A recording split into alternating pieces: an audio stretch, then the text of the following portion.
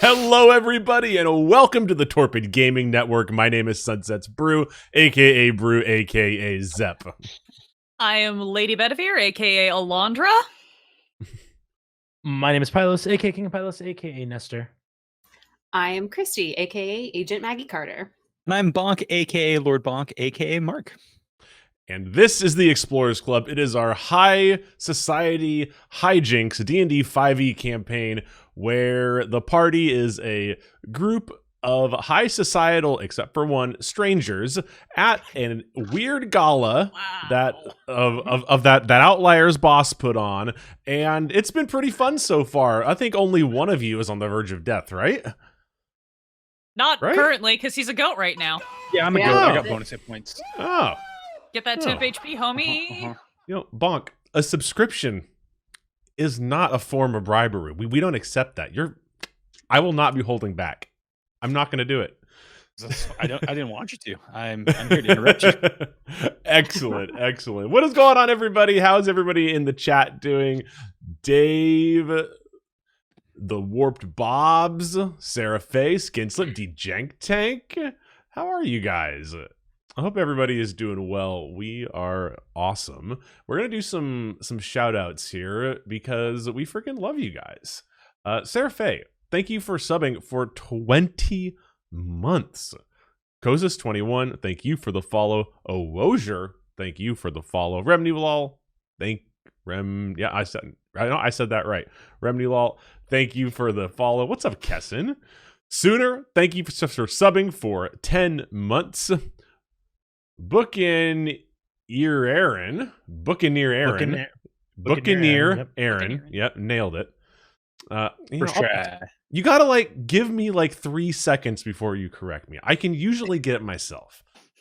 Thank you for subbing with your Prime sub. Earthchild, thank you for cheering 1,500 total bits. Dogburn, thanks for subbing for 24 months. That's 2 friggin' years. 2 freaking years. Questing Luke, thank you for subbing for 5 months. And what's up, Techman? And if you guys, wanna also do that thing, look, what am I supposed to stay here, Nestor? I need help, dude. I need help. Dude, if you forgot your line, it's not my fault. I don't know how to do the lead-in. How do I lead you in? If you're an Amazon Prime subscriber, that you can link your Amazon Prime account to your Twitch account and have access to a thing called Prime Gaming, which gets you a free sub to your favorite streamer every month. And if that's us, you get access to our 5 tier 1 emotes. Bang, bang, bang, bang, bang. You get access to our reaction vids. Bang.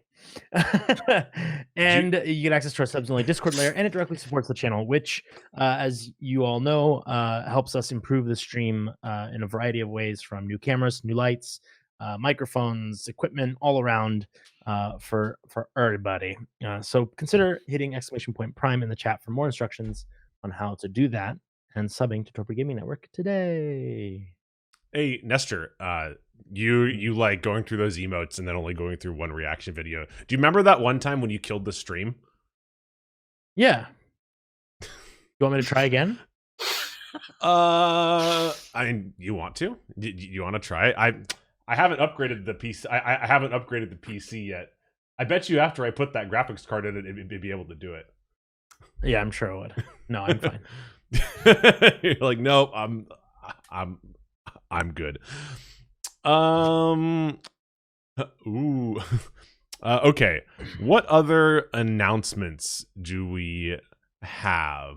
Alandra, do you have any announcements? The answer could be no. I legitimately don't know because I'm the worst host ever. That's fine. No, I had to think for a second because my brain is fried. If you want to keep up on what we're doing and have not yet checked out the podcast, please do that. If 4 hours of our shenanigans on a Tuesday night is too long for you, you can get it in discrete 90-minute or less bits. They drop every week, usually on Sunday nights, knock on wood. And you can get fully caught up on all of these wacky shenanigans. Hopefully we're going to be dropping some of our one-shots, special stuff over the holidays. Schedule pending. We'll find out. Oh yeah, and Also, low-key guilt trip, not giving us a 5-star review on Apple Podcasts. It's free. You could do it. It would take 2 seconds. And it would help us get out there. Yeah, it'll help more people find both the podcasts and the stream so that we can get more people into our TGN family. So just saying, it's anywhere fine podcasts are not even sold because it's free. It's totally free. I will guilt trip you guys. Like, hi, Key. Say, we don't even put an ad on it. God. Okay. Don't make us put ads on it. Oh, jeez. kill me. Let me give you my MeUndies code. Yeah, but have you tried G Fuel? Thanks, Squarespace. Okay. Nestor, any Yes. announcements coming from the land of TGN, or are we ready to get into the game? As always, remember to follow us across all of our socials: Twitter, YouTube, Instagram at Torpid Network. And that is all. You may proceed with the game. All right. Previously on the Explorers Club, the party discovered a severed arm in the kitchen and hoodwinked the local law enforcement into not caring about it while they went to investigate. Both Olver and Doyle had heart-to-hearts with Entrar Silvershield. They went drastically differently, with Entrar telling Doyle to lay the fuck off, but he laid out a challenge to Olver. In the basement, the gang found evidence that the hand had been brought by something from the graveyard. Once they got to the graveyard, they saw headstones that both Vader and Doyle recognized. On the back of Vader's headstone was an old war adversary, and it looked like that grave had already been exhumed. Doyle snuck behind the graves and noticed slots to put his coins, and he thought, why not get a leg up on the competition? And as soon as he put his coin in the slot, 5 skeletons rose from the grave and tried to take everybody's coins away. The ones that they had worked so hard to fill up. And each skeleton that was killed gave a charge to the killer's coin. Ernestine and Doyle both made out with charges collected, bringing the totals to Doyle to 3 and Ernestine 2. Vader and Olver are still lacking in the game department. The bell chimed that dinner was being served, and right before the party left, Vader Bruin found a tattered piece of silver fabric that Olver immediately recognized as a piece of Harriet Lockwell's fancy silver pantsuit. And why'd your friend tell you it was awesome in here? They sure as hell can't get in. But for you, the doors are always open here at the Explorers Club.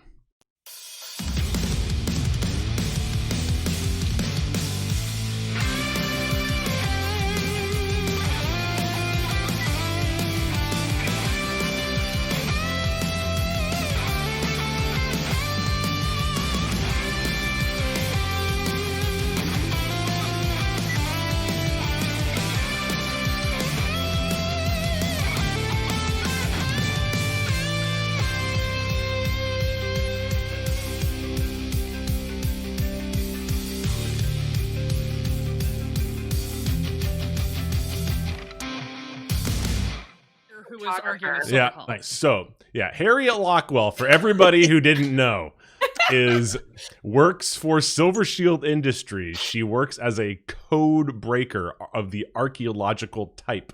She generally has a notebook that she draws things in, and she drew Ernestine Carroll. That was back in episode 1 or 2. Dos. We ship them. I mean, what? Apparently, we shipped them Chat did for all of episode 2. I have the receipts. big time. last minute throat clearsies. That would have been nice. I almost played the intro again. What the fuck am I doing? Your best. I wasn't expecting that one. Oh, Not that's even a little bit. Zep, I think that's a D6 of bardic inspiration to you. Oh, like seriously. True. I wield that power.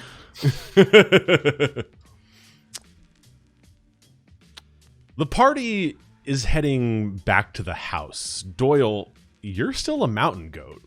Meh. And as you guys get up to the door, you see your good old friend and confidant and butler, Jonathan Hadley, the giant 7 foot tall, he wouldn't be Goliath. Oh yeah, he is a Goliath, and his suit is looking very good.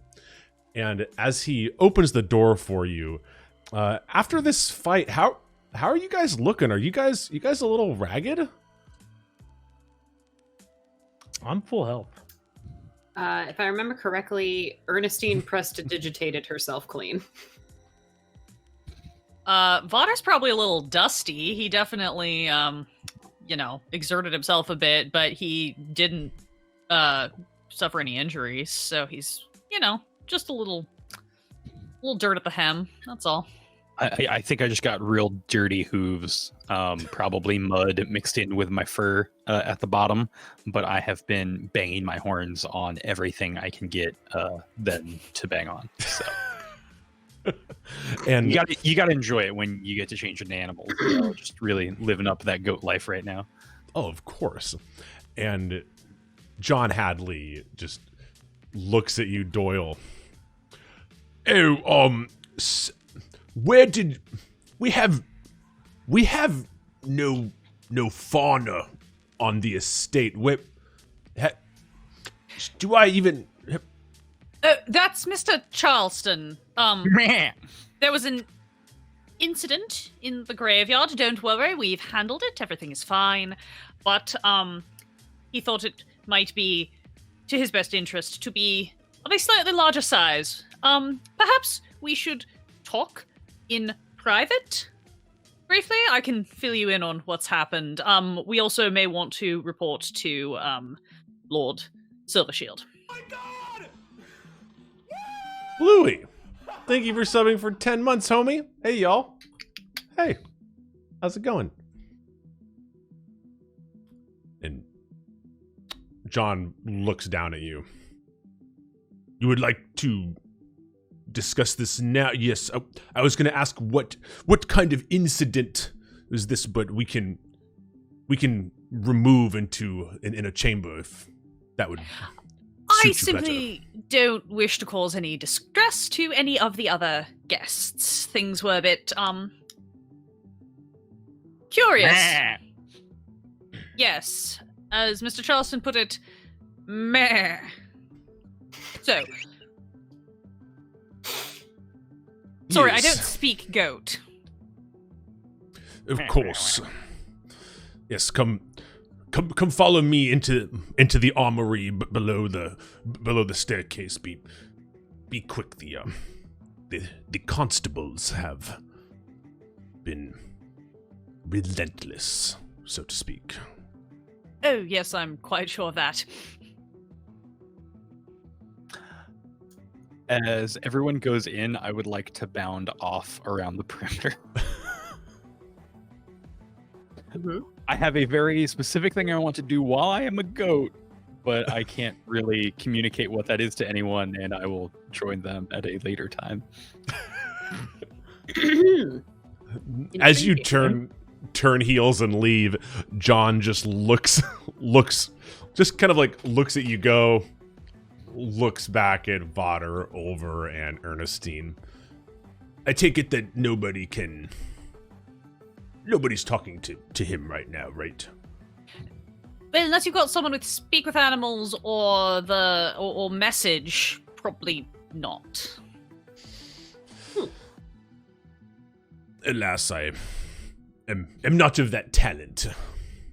Ernestine suddenly has a thought and casts message. I am the queen of subtlety. I didn't read through message. I don't know why I didn't do that based upon my other communication spells, but yes, message. Yeah. She points at the Goatman, Mr. Goatman. And let's see. Point at any creature within sight for 120 feet and whisper message only they can Yeah. hear, and they're able to respond. Great. So she asks where he's off to. And will he be joining us?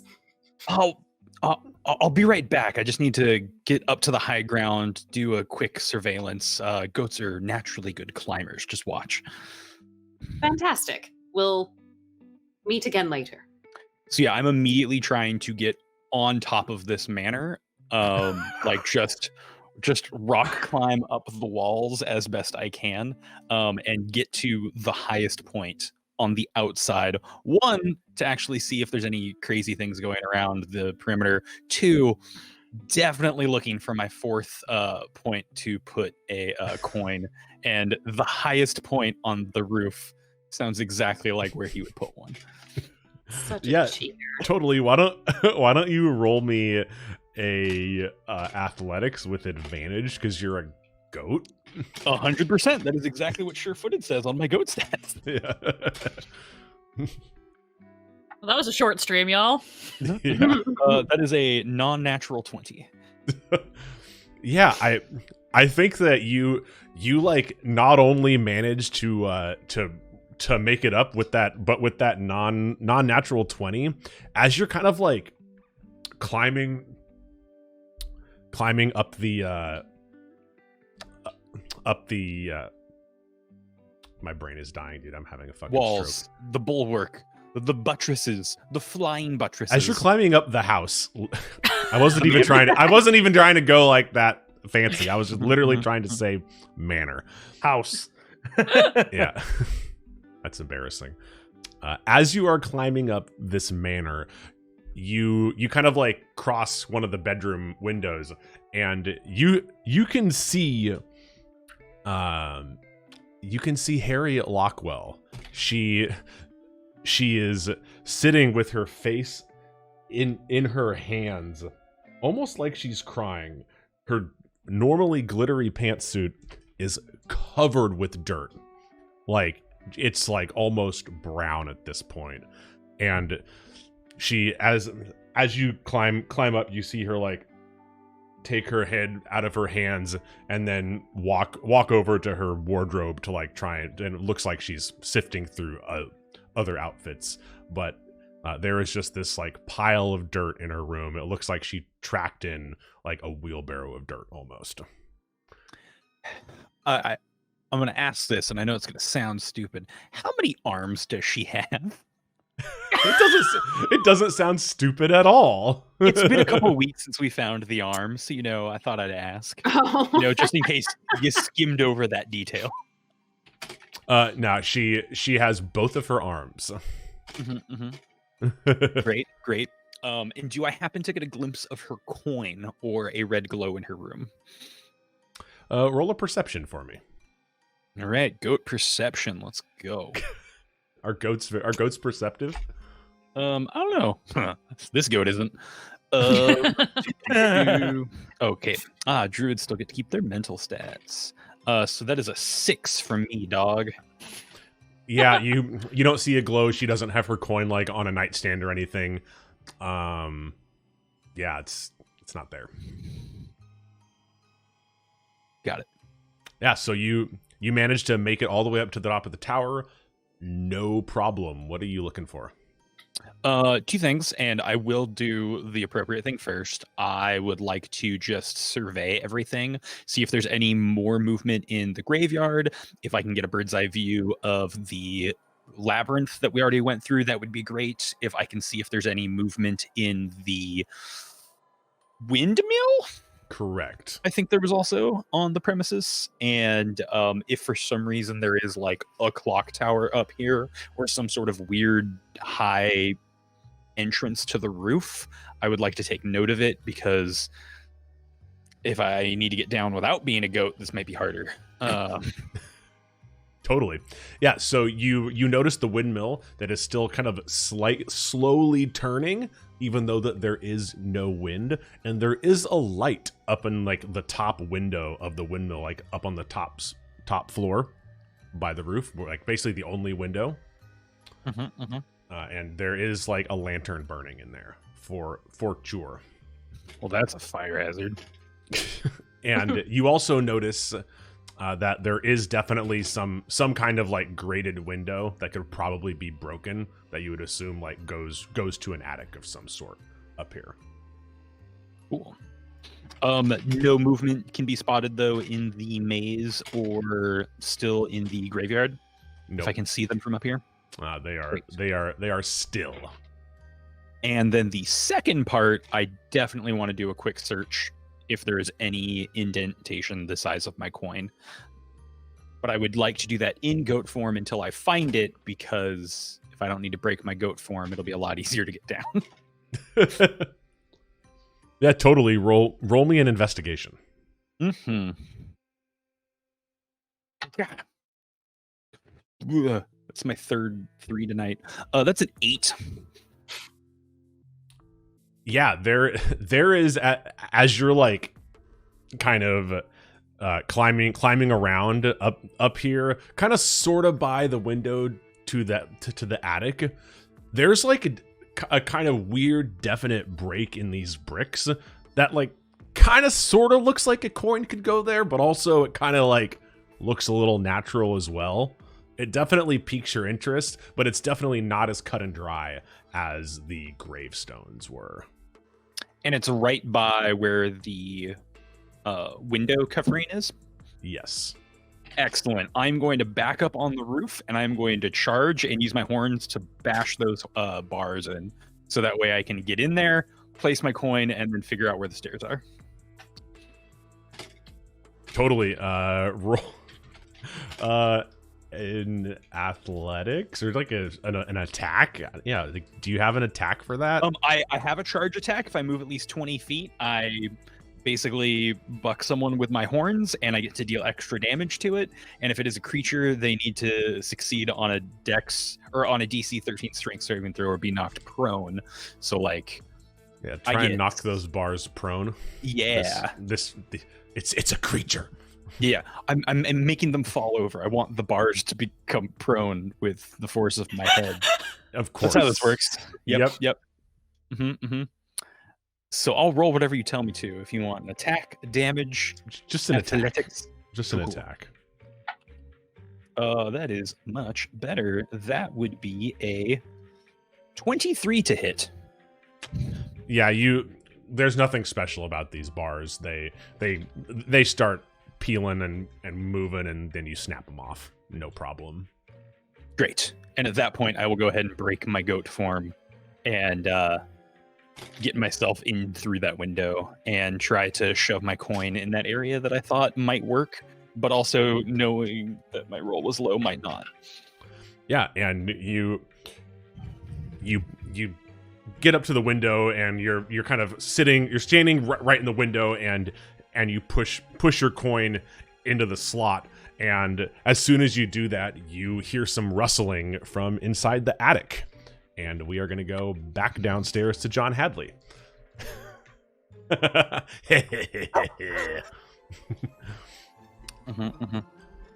fine. I'm going to die. Everything's fine. I can't heal you if I don't know where you are. I can heal me if I know where I am. And nobody can hear you scream because you're so far away from everybody. Oh, challenge accepted. You're like, I'm a loud boy. Yeah. You do not know what Doyle is capable of. Turns out Doyle took thaumaturgy and nobody noticed. So this kind of all happened. We will go back to as soon as Ernestine Carroll kind of gets the word from Doyle that he's just gonna go do something and he'll be back later. John turns to you guys. Okay, just come with me to the armory and just let's just try and be discreet. And it's a little easier now that the goat is gone.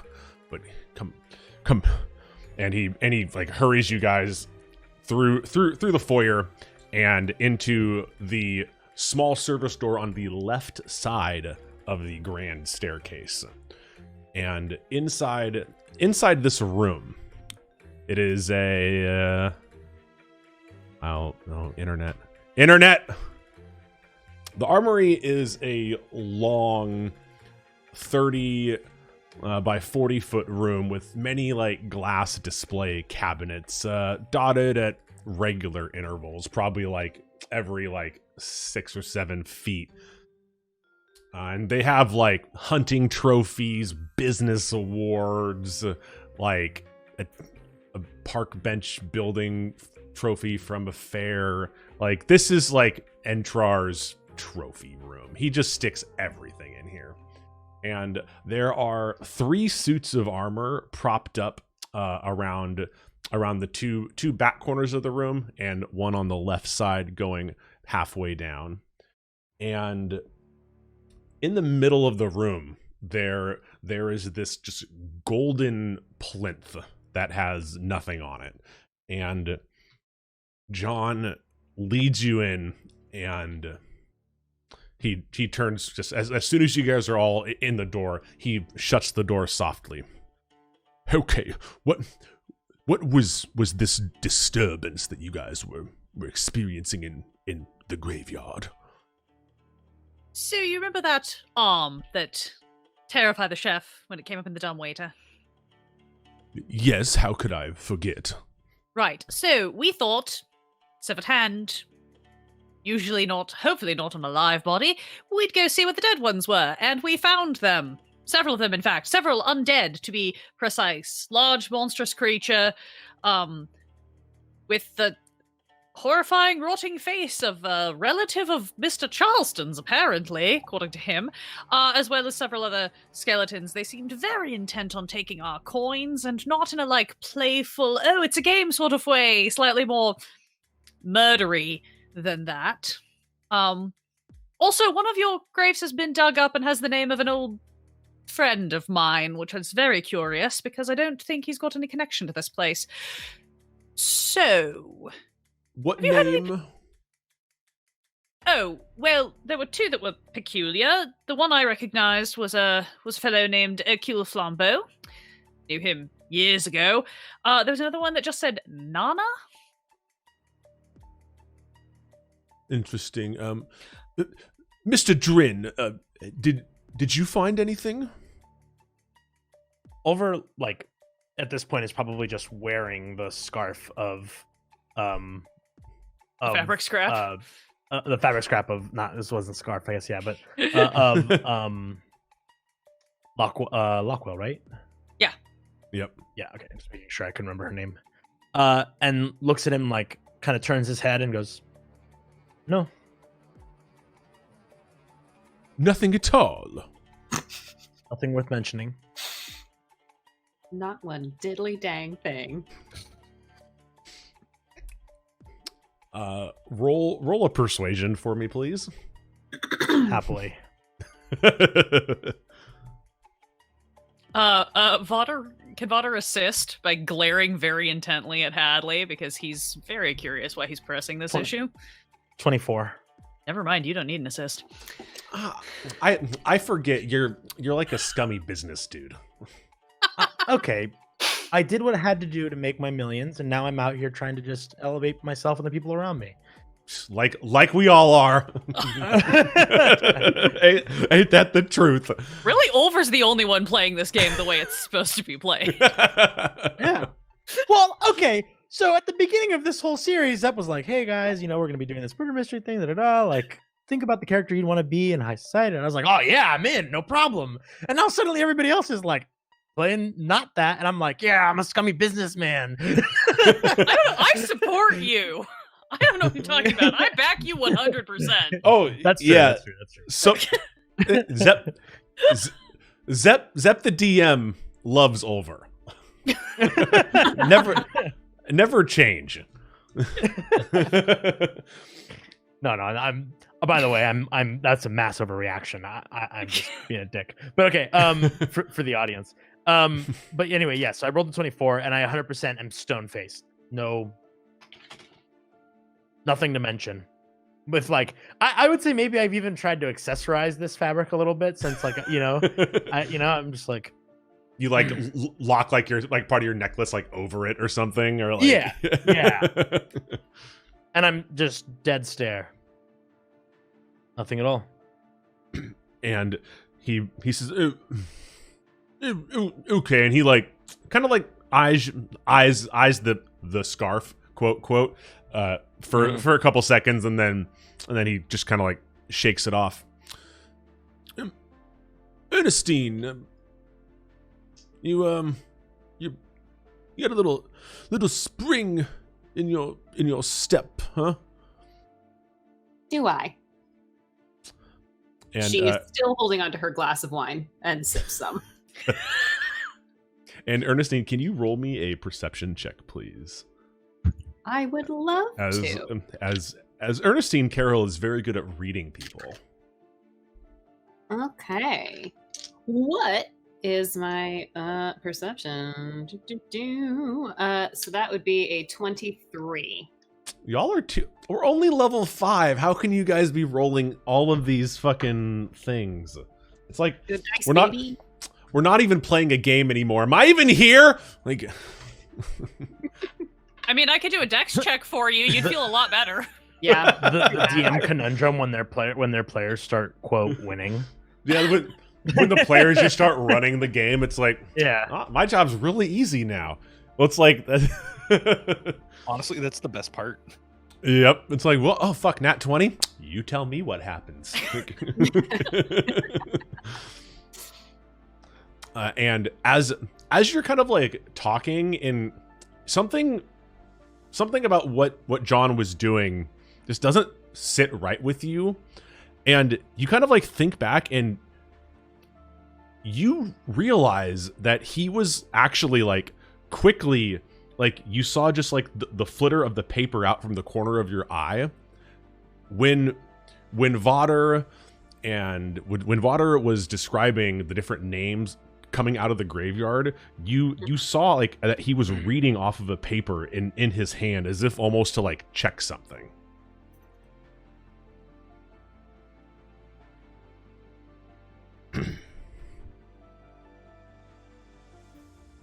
And then he kind of like looks back down. Oh, yes, but is there anything? Did anyone get hurt in this incident? Do I need to administer any aid? Well, I think we'll find out when the goat man comes back. I believe he was the only one who was feeling a bit off. But he's been complaining about dinner too, so. Yes, I don't know if it was before or after. He did get a bit hurt. I am a cleric. Oh, but this is not a business trip. I insist that you let us handle any slight scrapes, bumps, bruises, or otherwise. Certainly, of course. Wouldn't want to presume. We'll be sure he comes to you should he need any attention.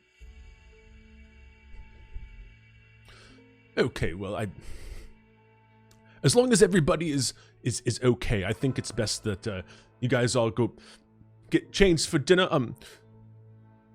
Father, I believe that you're little dirty. Oh, heavens.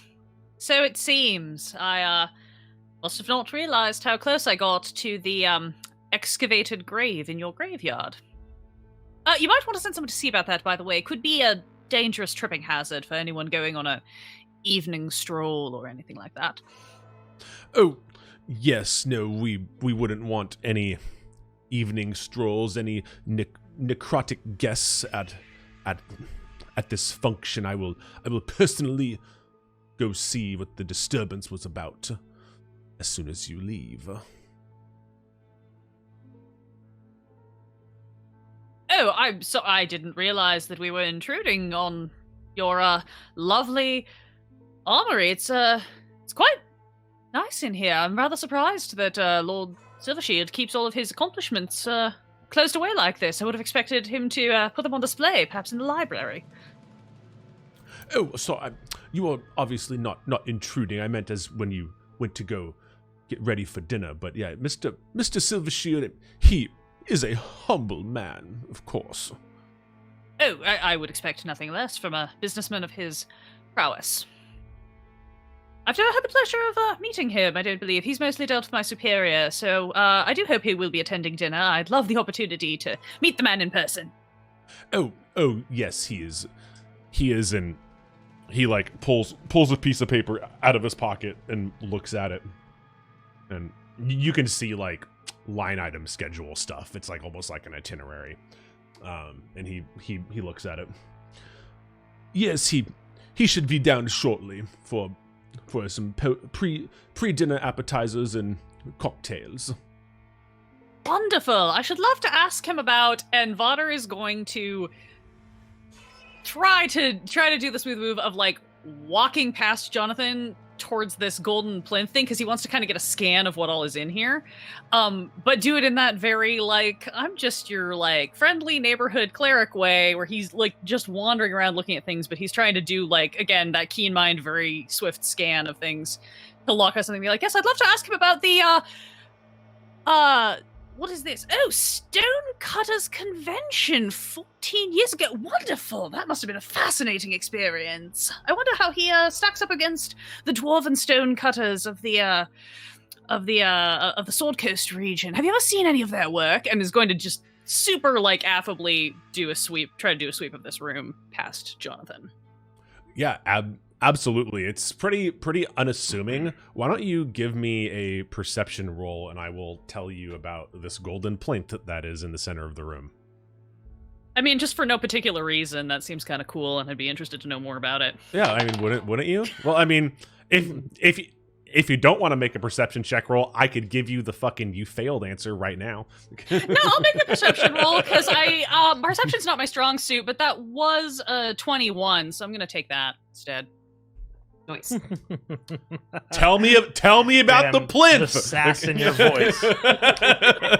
You tell me what's on the plinth. Like, hang on, let me roll something on a table. Yeah. It's magic. And as you like look around, you notice that this plinth looks a little out of place, as in it is like everything is like made out of these really ornate stonework with glass inlaid in them. This plinth is solid gold. Very shiny. Weird. Okay. Yes. Does it happen to have like a 3 to 4 inch diameter round indent in the top? Not that you see, but what you do see on the top is this very ornate lettering.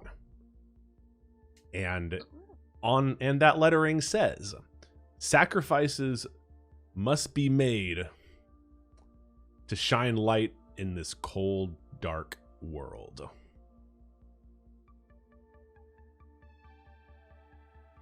Okay.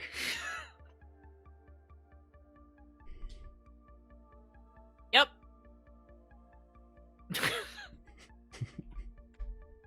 Yeah, Vader's just gonna kind of take note about that and sweep back around and give Hadley a little head nod. Be like, well, lovely. Perhaps we can come look around later. Looking forward to meeting Lord Silvershield. I suppose I should go get myself a bit better tidied up. Can represent the Church of Knowledge and Information, looking like a common street peasant, yes? Yes, that would be wise. But don't let me say what you do. I have a graveyard to go check out. Quite. Feel free to knock on my door if you have any further questions. Yes, appetizers in 30 minutes. Wonderful. And he looks around at the three of you and specifically stops at Olver. It would behoove you to not be late, Mr. Drin. It would what me? Behoove you. Right.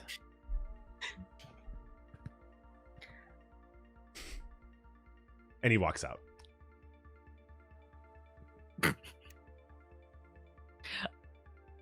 I don't much trust that man. No. There is Why would you? nobody here.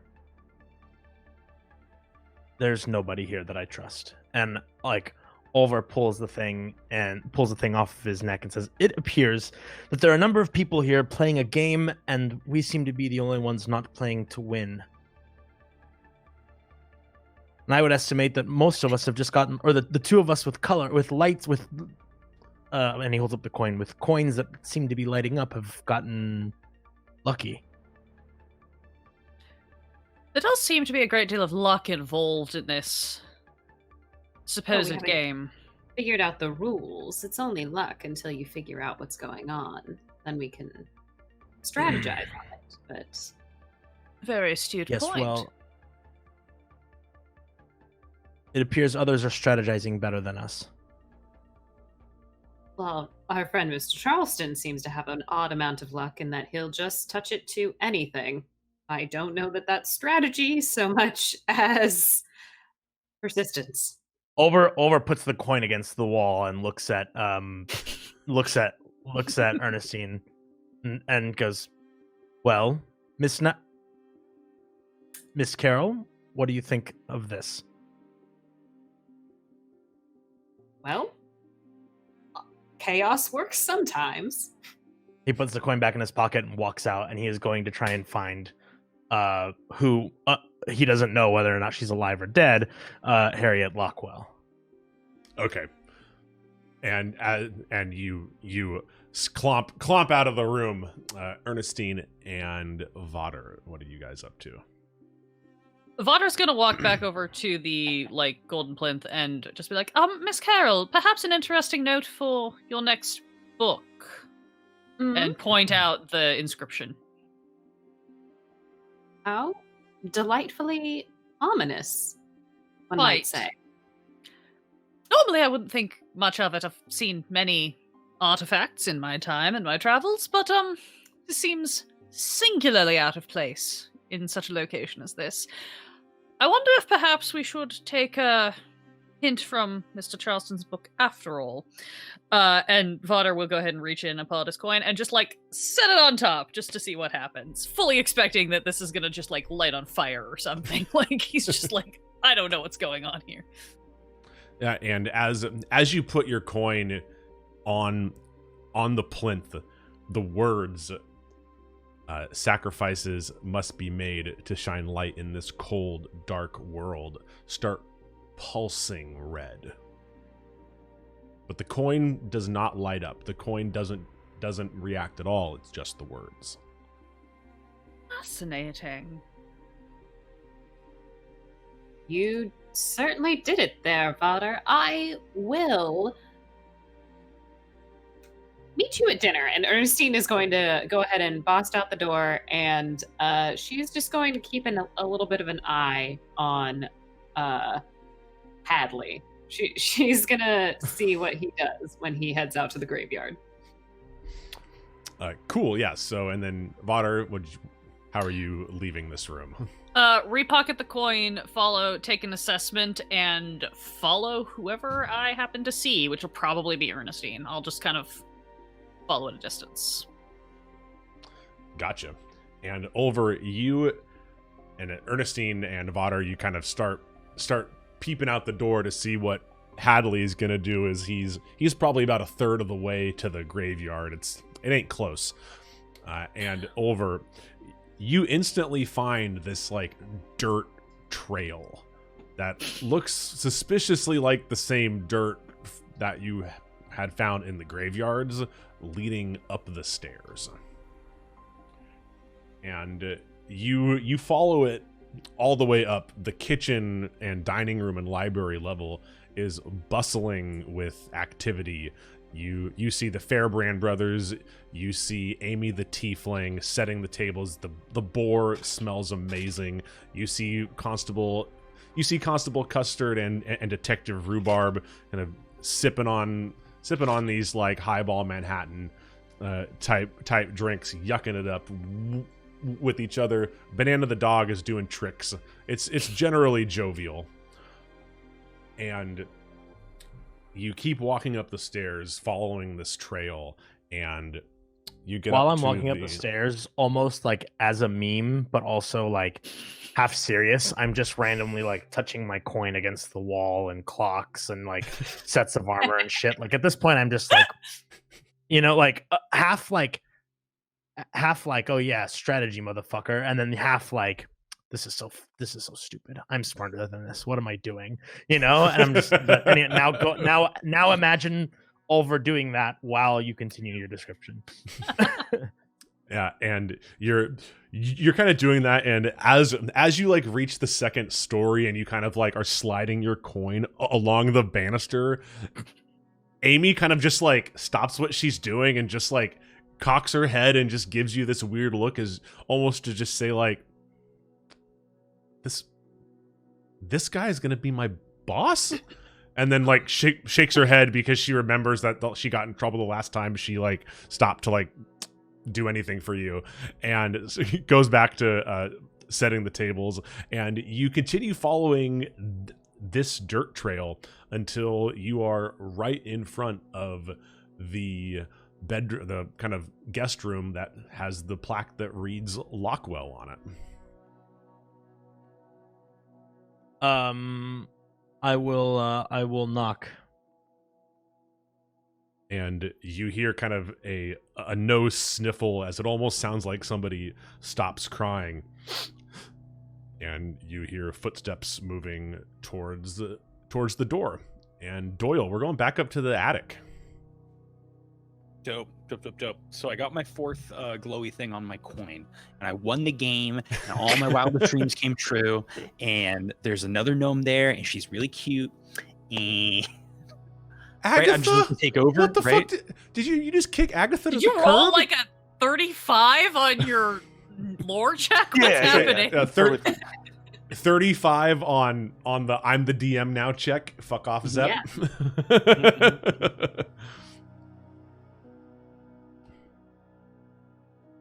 So there was a rustling when we last left.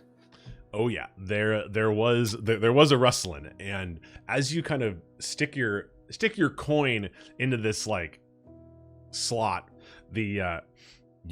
nothing happens. Like the coin, nothing happens with the coin.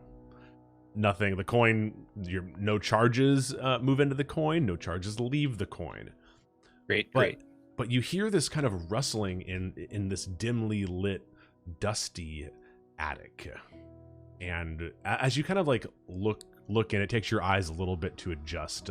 There's just a multitude of stacked up boxes here, moth eaten. There's some things covered in sheets, and probably about 15 feet in, around the corner of a big pile of boxes, you kind of just hear this rustling, almost like something is moving around on newspapers, just like this.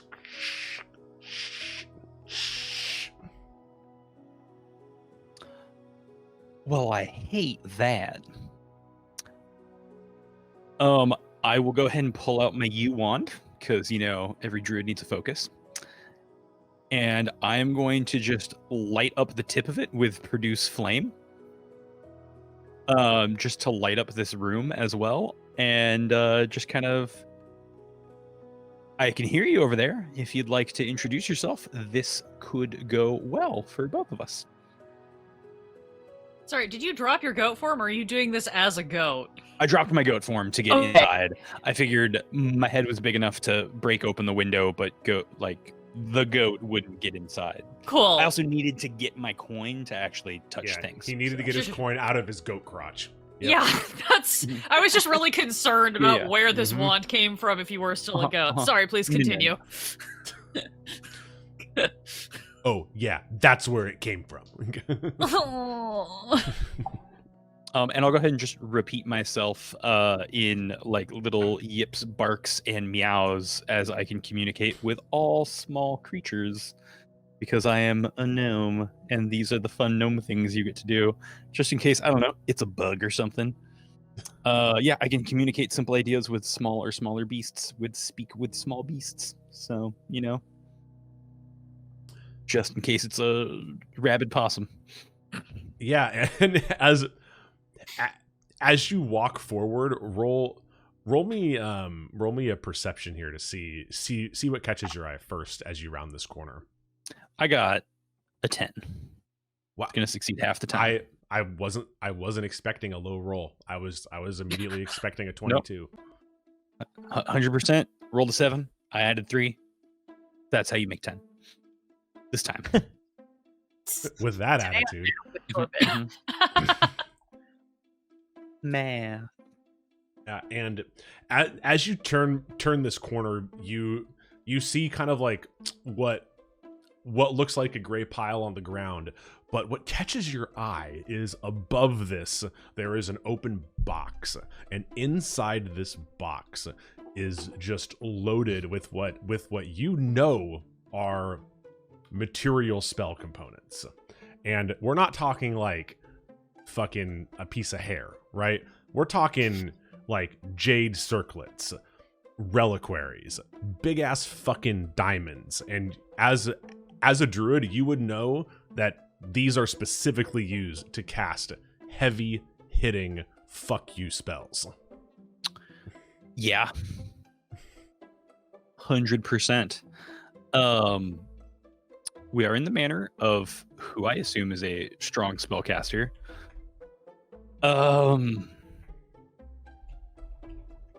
Not gonna touch those.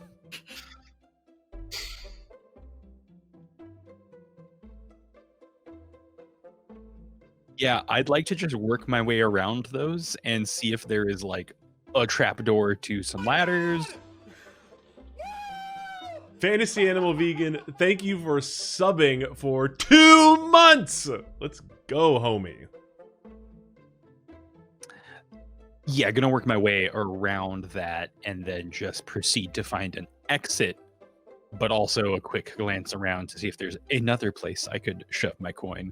For apparently everyone else thinks I'm doing this randomly. I have a theory. It's not been proven to anything, and that's why I haven't told anyone about it, but it's fine. Yeah, and as you kind of round the corner, you kind of you roll me a dex saving throw. 100%. I can't wait to trip on this thing. Dex saving throw 15. Oh, you managed to avoid this. As you're kind of turning around the corner, just like kind of looking at these material components to spells, you almost trip on this gray pile that you immediately notice is not just like a gray pile of cloth. It looks like this weird, very dry, almost mummified body. Dope. How many arms does it have? It's like I fucking planned that music change, and I'm sorry for saying that, Alandra, because now you have to do it in the podcast. Oh, we've had like 3 really good music drops so far, and I'm very angry about it because I have to do just as good in the edit later. That was even one of Doyle's theme music, so like it's perfect. Sick. It's like it's meant to be. Music. Yeah. Everybody has theme music, which you'd all know if you listened to the podcast. Yikes. I'm deaf, so. As you were saying, he's gonna. There's a body, and we'd all like to know how many arms it has. Yeah. Even though only Doyle knows. Its left arm is very full. It has a shoulder and an elbow and a hand. Its right arm has a shoulder, an elbow, and about half a forearm.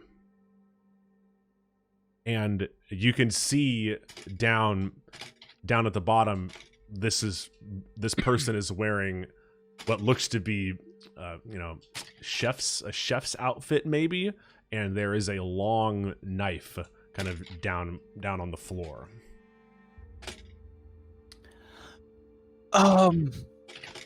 Excuse me. You wouldn't happen to be part of the staff here, would you? It does not talk to you. It is a dried out, almost mummified body. Yes. Creepy. I hate this. I don't want to be here anymore. I am going to look for that exit post haste.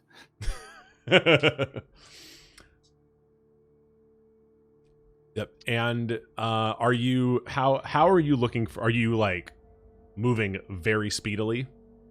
Yes, I'm going to just frantically get to the other side of the room, hoping that there is an entrance on the opposite side of the window I came in. Basically, just if there's scraps of things on the ground, I'll kick them out of the way, looking for any sort of like trap door, because I assume I'm in like a tower. So yeah, looking for stairs and or doors. Yeah, absolutely. Why don't you just roll me a quick dex save to see how hard you stomp on the ground? Sure thing. Not very hard, as I get an 8. Yeah, and this, as you're kind of like moving, you notice that the body, as you're moving away, every time you step, it kind of like starts to like break apart as if it might be made by dust, like it's only ash or something. But it does not like fully go away. It is still formed when you make it to the stairwell to go down. It is a very kind of small stairwell, and as you get all the way down, you notice that there is like this big deadbolt that is locking the door from the inside. Throwing that deadbolt open and swinging open that door and hoping I'm going to appear on the 3rd floor behind that locked door that I found earlier. Yeah, and you swing the door open and you come into the you see straight in front of you, enter our Silvershield's bedroom, and as you kind of walk out, let's go over to Olver as this is happening. We are gonna rewind a little bit as you get to yeah, as you get to the door of Miss Harriet Lockwell's room, as she walks over to open the door, and she opens the door. Can I help you? I just hold up the piece of fabric. I think you've dropped this, man. You were at the graveyard. Oh, yeah, there was a few of us there. You know, hell of a night for an adventure out there, I'd say. We're all pretty dead. It's just funny that you say that. Over like sort of gestures himself in. May I? Oh. And you can see Thanks. that she was like and you can see that she was like in the process of picking out an outfit. Her outfit is her silver pantsuit is very dirty, and as you kind of like push by her to walk in, she's like, well, okay, just did I take a seat and like, is there more than one outfit on the bed? Yeah. How many outfits? Explain them to me in great detail. There are 3 of them. The first one is kind of like a maroon dress, a lot more formal. The second one is another identical silver pantsuit, and you tell me what the third one is. Who are they made by? Who are the designers? Okay, the maroon dress is made by Fantasy Gucci FG. The silver pantsuit is obviously made by Fantasy Hermes. Yeah, yep. Fantasy Hermes. Let him Fuck. come up with this. This is the kind of world building I can get for. So we had Fantasy Gucci. Let's see. How do I? Okay. Clothing. Fantasy clothing brand generator. Dolce and Gabbana. Desert Beach, please just provide us a list of fantasy clothing designers for future reference. We will work them into every campaign.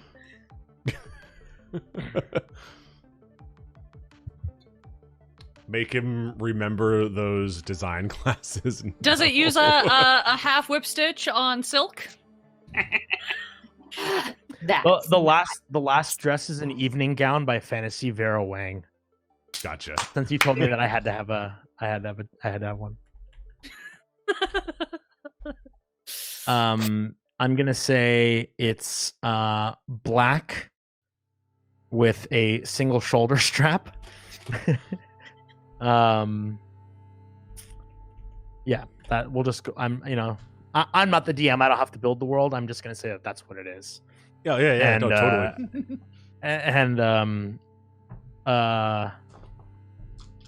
Love of VWW.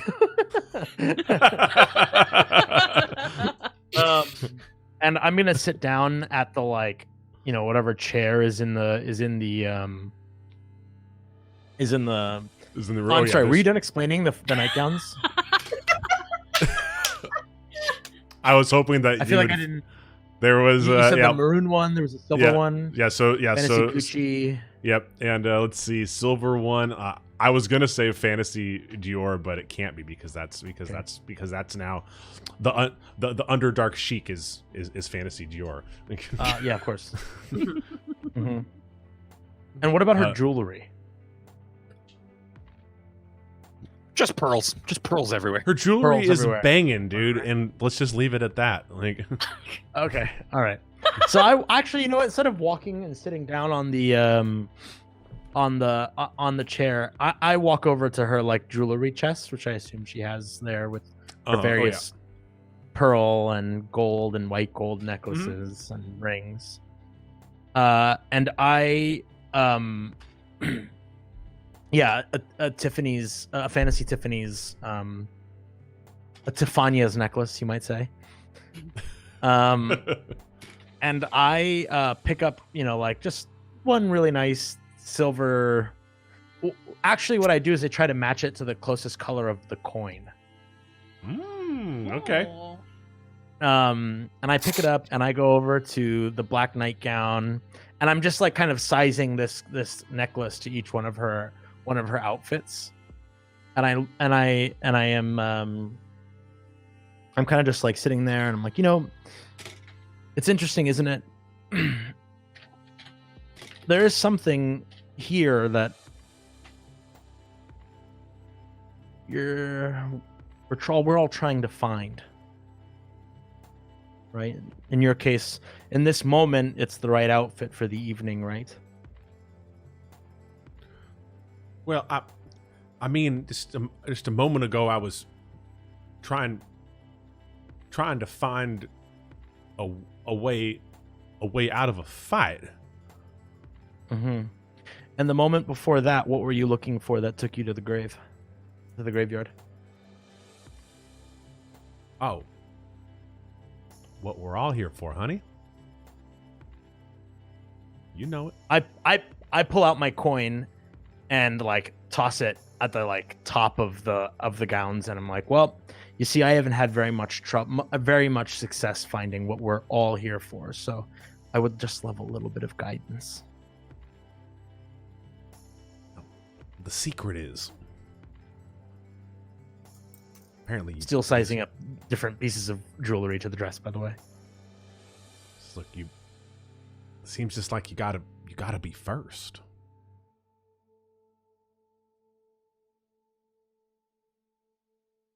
Miss Lockwell, with all due respect, I'm not an idiot. I just need to know how to find what we're looking for. Look, My success could be your success, Miss Lockwell. Oh, how so? I'm listening now. Well, how many points have you found? More than you. You can put it that way. Well, that might be true. So, what if I do all the work and say heavy lifting of finding you the points so that you come out the victor in exchange for what we'll call a partnership in the future? A partnership? What could just a small time code breaker have to offer to someone of your stature. I'm sure the time will come and we'll find that out together. I mean, you're here because Silvershield obviously found a use for you, right? Oh, well, of course.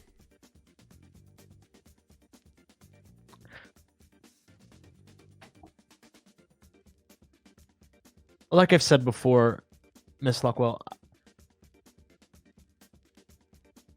I have an interest in people, you see, and there will come a time where I'll need you or you'll need me. I see no reason why we shouldn't prepare for that inevitability now. And I like pick up my coin and I leave the necklace on the maroon dress. And I Suave. and I stuff my coin back into my suit coat and like kind of pop the collar and I grab the silver the fabric still from her pantsuit and put that back around her neck. Back around my neck, excuse me. And I walk out. Roll me a persuasion with advantage right now. This is an important roll, Nestor. 28. Fantasy Animal Vegan tip $24. Please make Forever 21 inches a thing. What? That's so fucking generous. Well, Thank you. Well, Doyle, do you have your exclusive contract?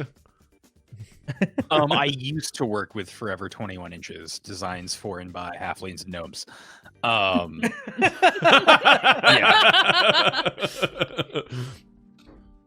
So maybe I'll write this down under the organizations and businesses tab in my campaign tracker here. This is why we run the chat roll on the VOD, so that we can make Zep and Nestor go back and read this later and see all of the insanity that happened during this conversation.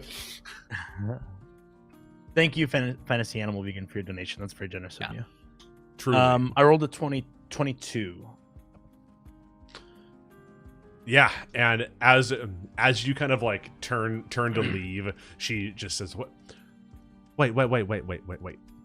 Shall we Before he turns around, like Olver has the biggest smirk on his face. He's just like, "Yes."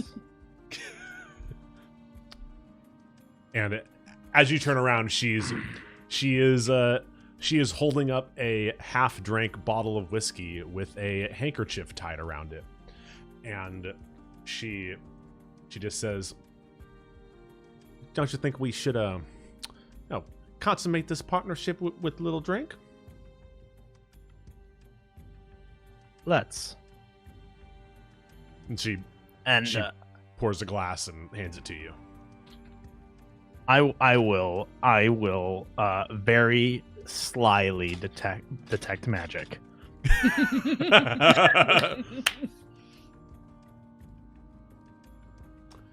For the duration, you sense the presence of magic within 30 feet of you. If you sense magic in this way, you can use your action to see a faint aura around any visible creature or object in the area that bears magic. And you learn at School of Magic, if any. Yeah, so the only magic that you detect is just emanating from the building itself. It's the same magic that like everyone has kind of just sensed. But there's nothing coming from the cup specifically. Nope. Cup and glass and handkerchief. There's definitely like traces of magic on them, but they are not active. It's old. Okay, very good. I still do not take a drink, but I will like lift the cup to my lips and let the like whiskey run across my lips and like sort of give the impression that I'm drinking. I'll roll a deception if you need me to. I get the feeling that's where this is gonna have to go. I would love a deception. So you're gonna breathe in, but you're not gonna inhale. You know what I mean? Yep. Like that's gotcha. Okay. A 13. Yeah, and as you kind of do that, you see Harriet just take a big slug, and her glass comes down basically empty, and she notices that your glass, you might have had a swig, you may not have had a swig. She doesn't really know, but she kind of looks at you and shakes her head, puts the glass down, and says, So, here's how I think that we are gonna get the next quadrant of our little game. There's a man came and you. Did you have a graveyard experience? We did. I shared one. As one often does, but did it involve things coming out of the grave and somebody getting pieces of the coin from striking down those horrors? Don't they always involve things coming out of the ground? Graveyard Yes. experiences, I mean. So, I managed to get rid of one of those horrors, but the other one, this was a little more powerful, and I had to make a tactical retreat, if you will. And when I Okay. came back, all that I found was this bottle of whiskey.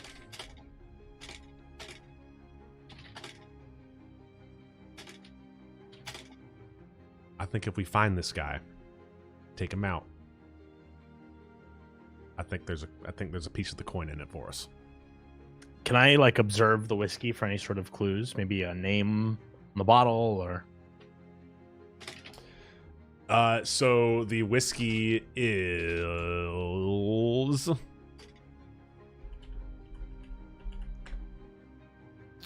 oh, I can pawn this off on somebody else. Lady Bedivere, what's the brand of whiskey that Flambeau always leaves for you? Felony whiskey. Yeah, it is a bottle of felony whiskey. Gross. Based off of my real life favorite. I was gonna say that was on the tip of the tongue there, bud. I saw it coming and I was just like, better be prepared.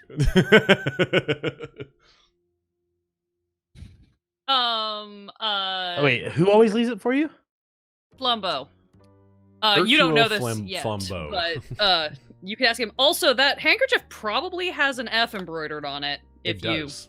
Yep. look into it. Just saying. Stands for fuck. Stands for fucking no way.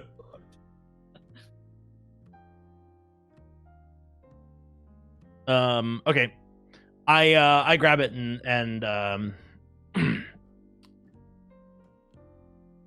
take the handkerchief off of it, and I will fold it into a 3-point fold and put it into my jacket pocket while hiding the embroidery.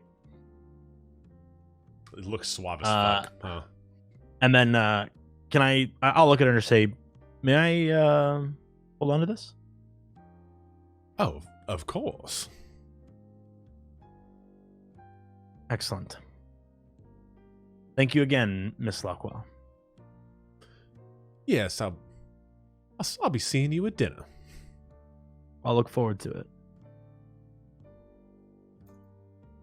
And then I will walk out and head to my room.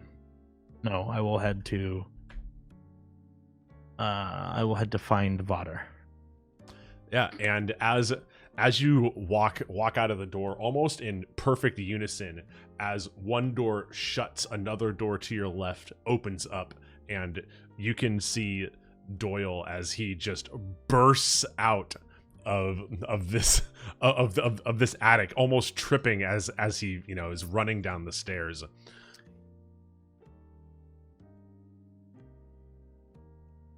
Hello, my small friend. Hello, the tall of average stature. Hi, Olver. No longer goats, I see. No. Thought I had a lead. Saw some stuff I didn't want to see.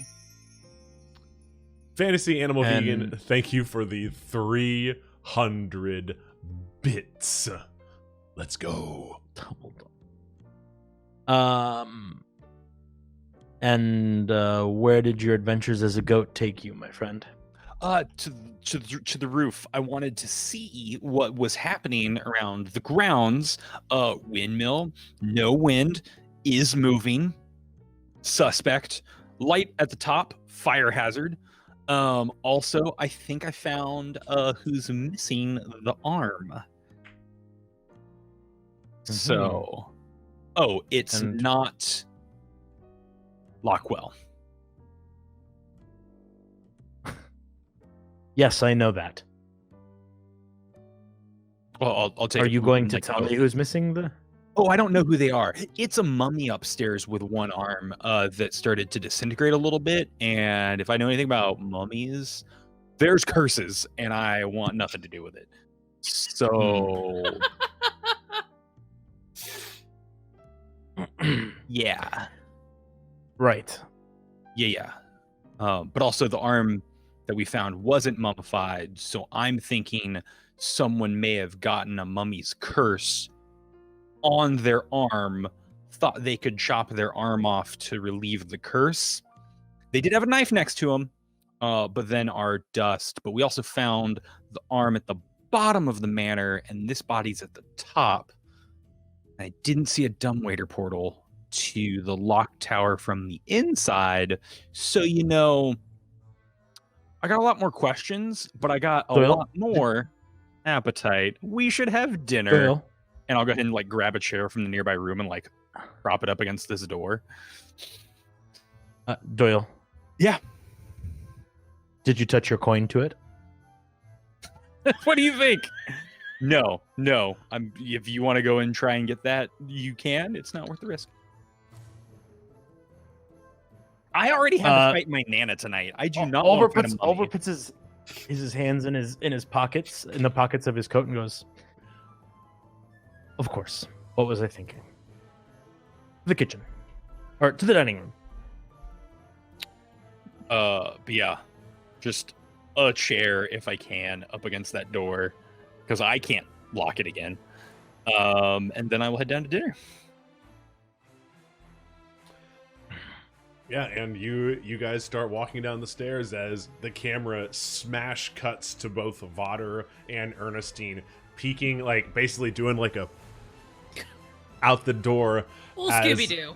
Yeah. Scooby doing out the door as Jonathan Hadley gets to the graveyard, and he kind of like closes the gate behind him and walks kind of around the corner out of sight. You guys are gonna have to move, maybe get closer if you want to see what he's actually gonna be doing in there. Yeah, like full like I can't remember what that music cue is from, but like do do do do do do do like tiptoey. Oh yeah. Is that Pink Panther? No. Is that Pink Panther? Oh, I don't think it's That's what I Pink Panther. thought. I No, think it no. might be sourcing another like all of the We what is know it? it. We knew it in Mountain. Girl Scouts as who would be the killer. Yeah, it is from a classical piece, and I can't remember which one off the top of my head. Oh, I'm gonna find it. yeah. I could just see you googling. How does do go? Like, what song is do from? Well, I believe it Who is would a be the killer classical classical song. piece? Yeah. 'Cause they certainly did use it in Pink Panther. No, that's Henry Mancini. There's There's more than one song in Pink Panther. Yeah, though. but it's not a Henry Mancini tune. It's older than that. The Peter and the Wolf? I don't know. Anyway, Yeah, why don't you guys both roll? Did sound like Peter and the Wolf to you too. Interesting. It's not Tchaikovsky. I would lay money on it, but I don't believe so either. Why don't you guys roll me stealth checks here as you're trying to More stealthily. important. Oh, like carry on. No, okay. I have a 15 stealth. I'm not good at stealth. I have a 10. Is it Dance of the Sugar Plum Fairy? It is not. No, it's absolutely not. Is that what your research has led you to? I mean, yeah. How could it not? Oh my god. So you guys kind of are sneaking up on Mr. Hadley as he is in in the graveyard, and you can kind of see as you kind of round the corner, you can see just the last pieces of dirt flow back into the graves, almost as if it wasn't being shoveled back into the graves, almost as if like it was a film on reverse, almost. As in this explosion of dirt, like you see it go up and then just suck straight back down into the grave. And as you get close, Vader, what do you step on that makes noise? I assume a piece of crumbled stonework, because it's the only thing that seems to be a feature of this estate. Yes, you would be at a stone mogul's estate. Yeah, and as you kind of like step on this cobblestone and lose your footing a little bit, you see John just jerk his head straight over. Can I help you two? Your dinner is about to be served. Yep. Ernestine casts Charm Person. We're in a bind. Cast it. Okay. Beat me to it. Go for it, boo. I was gonna say she's literally like hand over mouth if necessary and cast. Oh no, Vader just does his best I'm a bumbling idiot face, which is kind of his default. He's really good at that face. I must make a wisdom saving throw. And you are not, you or your companions are not fighting him, so he does not have advantage. No.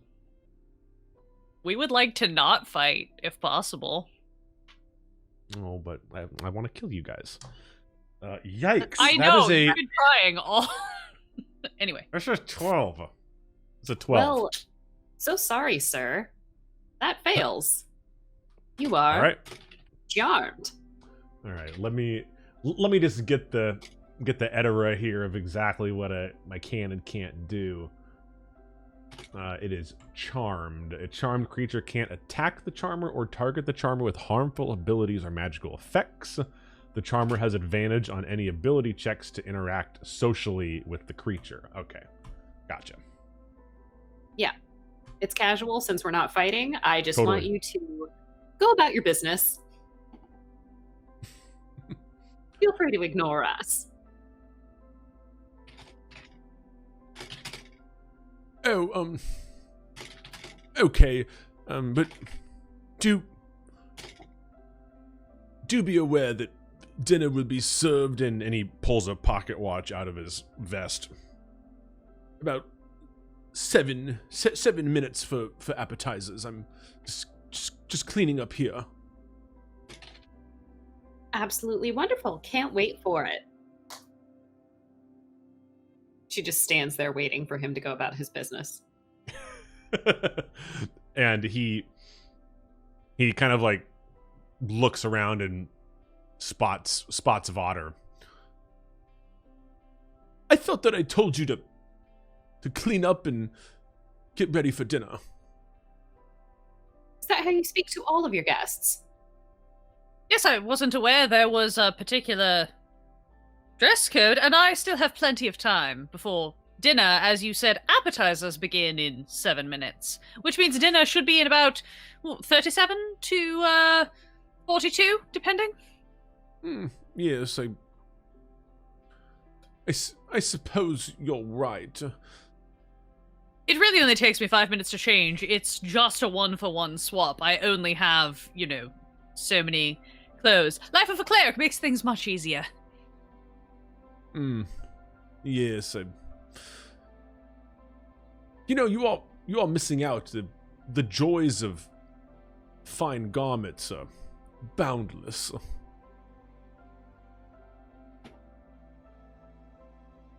No doubt. I'm almost done here. I just have to just pack down these graves. They were interesting show, right? Oh, yes, you should have been here when the monsters sprung out of them. It was fascinating. Haven't seen anything like that in 40 plus years. Yeah, they really pulled out the stops here, but it seems like there's a, and he looks down and you can see that the tombstone for Nana is blank, but the tombstone for Hercule Flambeau still has his name on it. I'm curious. Is there a map that says who all is buried here? A map. I'm sure there's. I'm sure that one exists maybe in the libraries somewhere in the back, but it's just generations of silver shields dating back centuries, millennia. Only silver shields? All except the two. Roll a persuasion with advantage. Ooh, with advantage. Oh, that's charmed. You have advantage on. He doesn't just do things for you. You have advantage on all social interactions with him. Yes.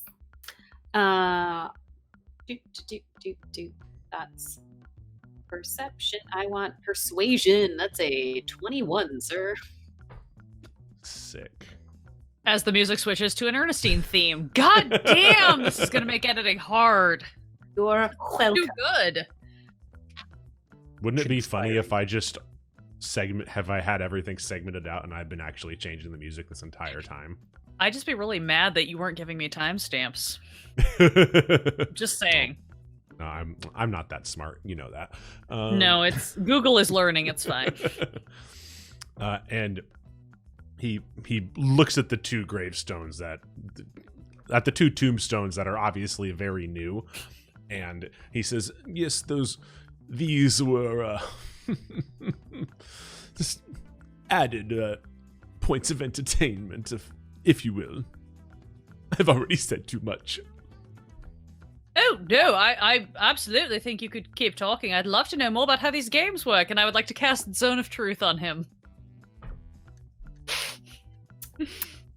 Please make a charisma saving throw. Honest. I asked if you wanted me to not use the spell. You said it was fine. It's fine! 16! Congratulations, you passed. I've never been so happy about a roll in my entire goddamn life. I know. I feel it emanating from you. So far. Yeah. I know. She's like, I cast it again! No, I'm not going to waste another spell slot on that. And he kind of looks over to you, Ernestine, almost as if he's just kind of ignoring you, Vader. Look, the proceedings are here for everyone's entertainment. It's a way to vet potential partners, so to speak. That's fascinating. What an inventive idea. Spooking all of your candidates. Is that the Silvershield tradition? I don't make the plans, I just do my part. And that part right now is making sure that everybody is there for dinner. I see. Is there going to be more entertainment at dinner? Oh, I'm sure there'll be something. Mr. Silvershield will be making an appearance, and he wants to speak to everybody. I am sure he does. I just thought, with a man so in the know, such as yourself, you might have a little tidbit, a little advance notice on the excitement. Oh, I'm only told what I need to know, and it is not much for what I do around here. Look, I just know that I needed to come out here to reset, so to speak. Reset. I see. I do in fact see. Well, don't be a stranger now, dear. Oh, I'm sure that you'll be seeing much more of me over the next couple of days. I have no doubt about that. Thank you, Mr. Hadley. Father? No, the pleasure is mine. And Hadley starts walking back. Vader just offers his arm to Ernestine and kind of gives her a look like, well done. Thank you. Is your arm dirty by any chance? Sorry. I think it's just like the hems of my robes, because I did fight some stuff, but I didn't really like go down at any point. Right. That's fine. Then she'll like do a cursory look and then take your arm when she can see that you're not must. Oh yeah, no. It's just hems and edges that need to be freshened up. Great. Thank you, Father. I don't know how in the know he actually is, but he certainly seems to think so. I mean, I don't have much experience with this particular echelon of society, but I do get the impression that everyone thinks they know a little more than they actually do when they're working for a man such as Entra Silvershield. True. I've only learned to not underestimate the dynamics between the upstairs and the downstairs. Right. Shall I drop you off at the appetizer hour before I go change, lest I get chastised again, or would you like to go to your room? No, I would love to get straight to hors d'oeuvres. Wonderful. I will drop you off and I'll see you at dinner. And we will stroll back to the house.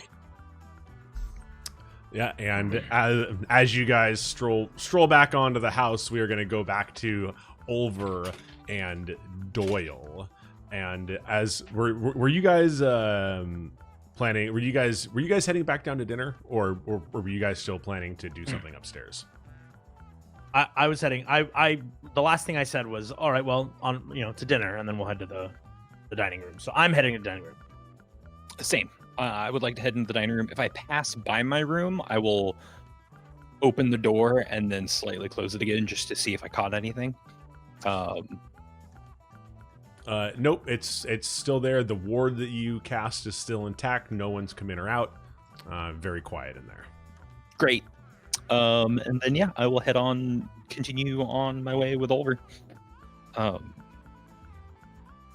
Great, and as you guys kind of walk down, you see Ernestine Carroll walking up the steps with Vader as Vader kind of passes you on the way up to his room. Vader, tell me about your excursion up to your room. This is my first time going to the third floor. Yes. And so I woke up. I'm gonna just do an assessment. I'll see all the nameplates. I would like to read all of the nameplates and see exactly who is where in relation to everyone. Tell me that map, Zep. Give me that sweet layout. I have to pull it up. I'm sorry, I'm this person, but I know you have it, so. So she's not You're sorry about a map? I asked him questions about the brands of fantasy designers. Yeah, that's you're sorry about a map that I already have. Like, I have been waiting like 4 episodes to be able to get this. I just didn't want to be the person to do it. No, it's very in character for Vader. He's just gonna take a stroll up and down the hallway and kind of assess it all first thing. Yeah, yep, absolutely. Down and describe the font face and size for each nameplate. Well, they're all the same, probably about 15-point font of a nice crisp serif that has been chiseled into the stone. Like, oh god, Chef's kiss. Mm-hmm. Oh. Sorry, I thought that I just nuked 35 ounces of water on my laptop. Oh, yikes! didn't, so we're good. It's free hydration just for you. Killing it. I'm not as strong as I thought, but I am beautiful. That is factual. Amazing. And you're great at character voices. No, I suck. Great. False. Patently false. Okay, so if I'm standing at the end of the hallway, having just come up the stairs, Yeah, just left. give me the readout. So left side of the hallway, ending with the propped open door to the attic, closest to you. Constable Custard, Arthur Fairbrand, Reginald Fairbrand, Lady Silverhall, blank. Okay. Right side, Harriet Lockwell, Doyle Charleston, Ernestine Carroll, Olver Drin, Vader Bruin, Detective Rhubarb, Master Bedroom. And just to be clear, the master bedroom and the attic are like across from each other on opposite sides. They're not Correct. they're not footing anything. Okay, great. Nope. And then big Just- bay window, end of the hallway. Beautiful. Beautiful, beautiful, beautiful. Love it. Yeah, Vader will just take a quick stroll up and down the hallway, kind of assess all of these doors, look at all of these, kind of make note of where everybody's staying. Take a look at the beautiful view through the bay window. I'm assuming this looks out Over the field, and then there's basically it's like looks out over the top of a plateau, and down is the sweeping city of Baldur's Gate below this plateau. wonderful, because we're like up on a hill, as all Exactly. rich people should be. Oh yeah. Excellent. Cool. Just take a little look, take a little scan at everything.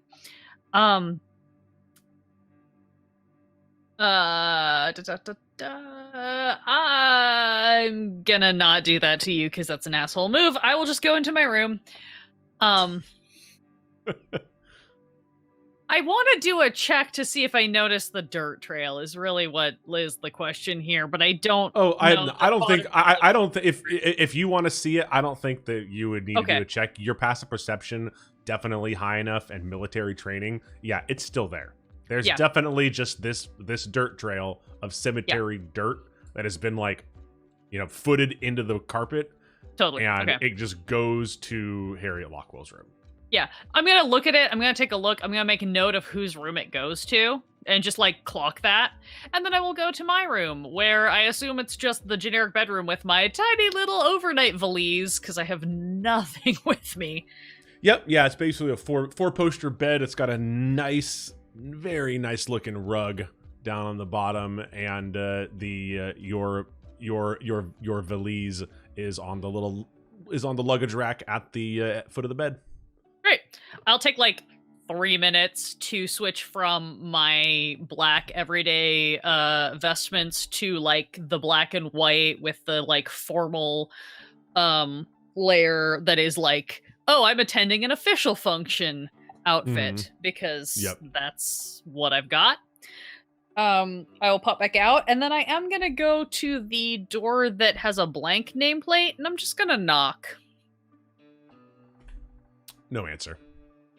Okay. Twist the doorknob. Is it locked? It is locked. Take note of that, and then I will head down to whatever is left of appetizer hour. Or half hour. I don't know how long. Fancy parties, I don't know how long appetizers take. We're already delayed like 45 minutes to an hour on dinner because of the boar mishap. So, Oops. Yeah, and as everybody gets down there, you see that there is Amy is like running around serving drinks, and she kind of runs back and she comes out with a tray of appetizers. She's looking really overworked. Like, you don't see anyone else helping her out. And the Lockwells are there, Lady Silverhall is there, the constable and the detective and their beautiful dog are there. They're all kind of yucking it up with their beverages of choice.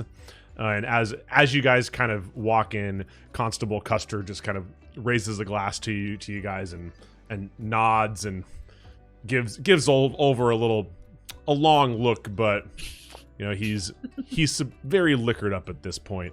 And as you guys kind of settle in, you hear a door close from the third floor, and after about 20 seconds, down walks a very, very tall half elf wearing flowing dark green robes with long silver hair partially covering his ears. And Entrar Silverstein walks into the room. Silvershield? And is he a half elf or a high elf? Half elf. Wait. Oh, okay. High Maybe elf. both. God, Thank you. look, my eyes. Yeah, he's whatever the fuck I said in the first episode. Yes. Sorry, I literally just wanted to clarify His- to make sure my yeah. notes weren't wrong. Look, okay, yeah, this is Walmart Entrar Silverstein, the Fuck, it's half the elf. Yeah. This is dollar store Entrar is coming in here. His body double, it's fine. It's the one that Olver dealt with in episode 1, who was like, piss Right. off. Yeah. Yeah. Okay. Entrar Silvershield, the high elf with flowing green dark robes, long silver hair that partially covers his ears, and he walks down and raises a glass, and you can see just this kindness in his eyes kind of washes over everybody, and he just raises his glass. I hope everybody is having a wonderful time. I know I sure am, and I'd love to hear more about what you guys have been up to, as he walks into the room. And we are going to go to intermission. Good, now that we're in intermission, I can say, oh, fuck this guy. Okay. Yeah. Got it. For real. Yeah. I hate it so much. Dude, he's just a kind soul who's just trying to run a business to provide for him and his small little family. You know what I mean? There's nothing weird going on. Cool. So okay. So this is going to be a short intermission. We do have a fun game for everyone to play, but full disclosure, the winter months are not nice to epoxy resin, and I have had my last 4 sets of dice fail, and that I don't have dice to give away this week. I'm gonna keep trying, so hopefully next week we can continue the giveaways. But like I said, we make these by fucking hand, and resin apparently doesn't like sub 55 degree rooms. December has been rough. If for some reason the dice continue to fail, I've got something for next week that we can give away. So there will be a giveaway next week regardless. Okay. We'll make it work. How about autograph photos of the crew? I mean, we would have to pay you to take that. Right. If we weren't socially distancing, that wouldn't be a problem. But we're being safe, sane, and healthy here. But I am going Safe to and healthy. start. Don't you dare talk about my sanity like that. That's 100% fair. That's 100% fair. You're right. I am going Safe and to healthy. start the fun music, and Lady Bedivere, tell us what we're doing for this short intermission. So we're just gonna do a brief little intermission, mostly so that our beloved Sunset's brew can go pee and liquor up for whatever shenanigans we're gonna do to him in the second half. Yep. You can hear him screaming already, inside and outside. We're gonna do so continuing with our theme of weirdly kind of building an off-brand campaign just through randomness. We're just gonna build a quick little magic item. We're gonna do it in a way that you would never expect. We're gonna actually use the formal, official Dungeon Master's Guide tables, because despite what anyone may lead you to believe, I do in fact own the actual rules to D&D, even though I never use them and homebrew the shit out of everything. If you have any questions about that, there are people in the chat who can confirm that I make everything up. Also, I feel like it's been a while since we've really since we've really put the Brewmaster, our beloved bot, to the test. So I feel like we need to, let Brewmaster stretch their legs and get involved. So we are going to roll up a random magic item through the pure power of rolls. Let me make sure my document is open so I can record these. I need someone. So the rules here are the same as when we use the bot for anything else. If your command comes in first, please don't roll again for future commands. Let multiple people have turns. This is going to be fully randomized. I'm going to assemble it out of the Dungeon Master's Guide, and then I will read you the full effect of the weird magic item we've created. So the first roll is going to be for who created it or was intended to use it, and I need someone to type !roll 1d20, or in this case, I think it can just be !roll. Yep. If it's a 20 !roll, we'll do it. If it's not a d20, then you got to tell the bot what to roll. Okay. I thought that was the case. I just couldn't remember and wanted to be safe. So !roll. Make sure there's a space between roll and your dice command. There we go. Thank you. So from Doyle, we're gonna get an 8. Cool. Let me write that down. Next command. We're going to roll for what is a detail from its history. I need somebody to type !roll space 1d8. Also, hi, Doyle. I haven't seen you, but I assume you've been lurking, and I appreciate you. This is what happens when I have to do the shout-outs because everybody's taking their break.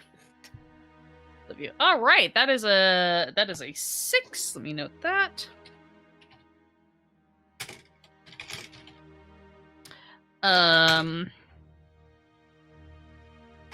Next, we're going to roll for what minor property does it have? So I need somebody else to just type !roll. This is going to be a standard d20 roll.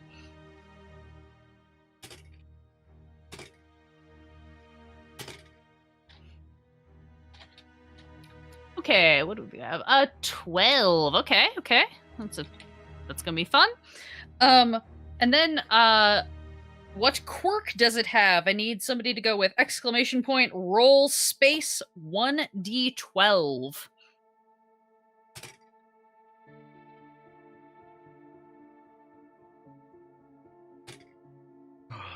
Apoo!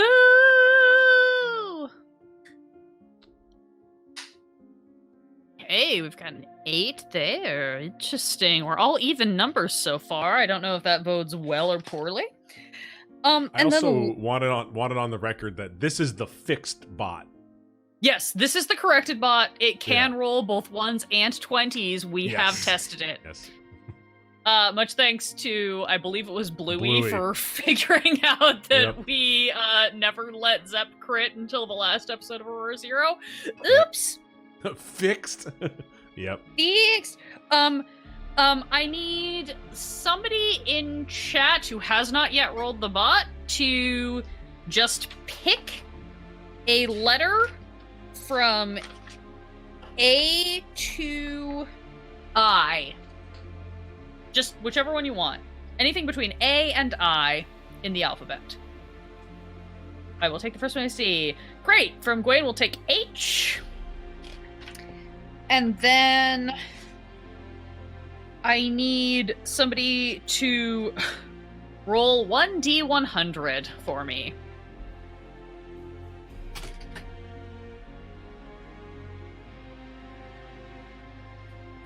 Can the body roll that high? Oh, it can, okay. It can, in fact. All right. So, here we go, gang. This is going to be, pardon me, you're going to get a lot of, page flip ASMR, because we're doing this analog. Because I took a nap tonight, so I did not get this all input into a digital format. My bad. It just proves that it's real and that I do actually know the rules, even though I don't follow them. So, the magic item that we have created is...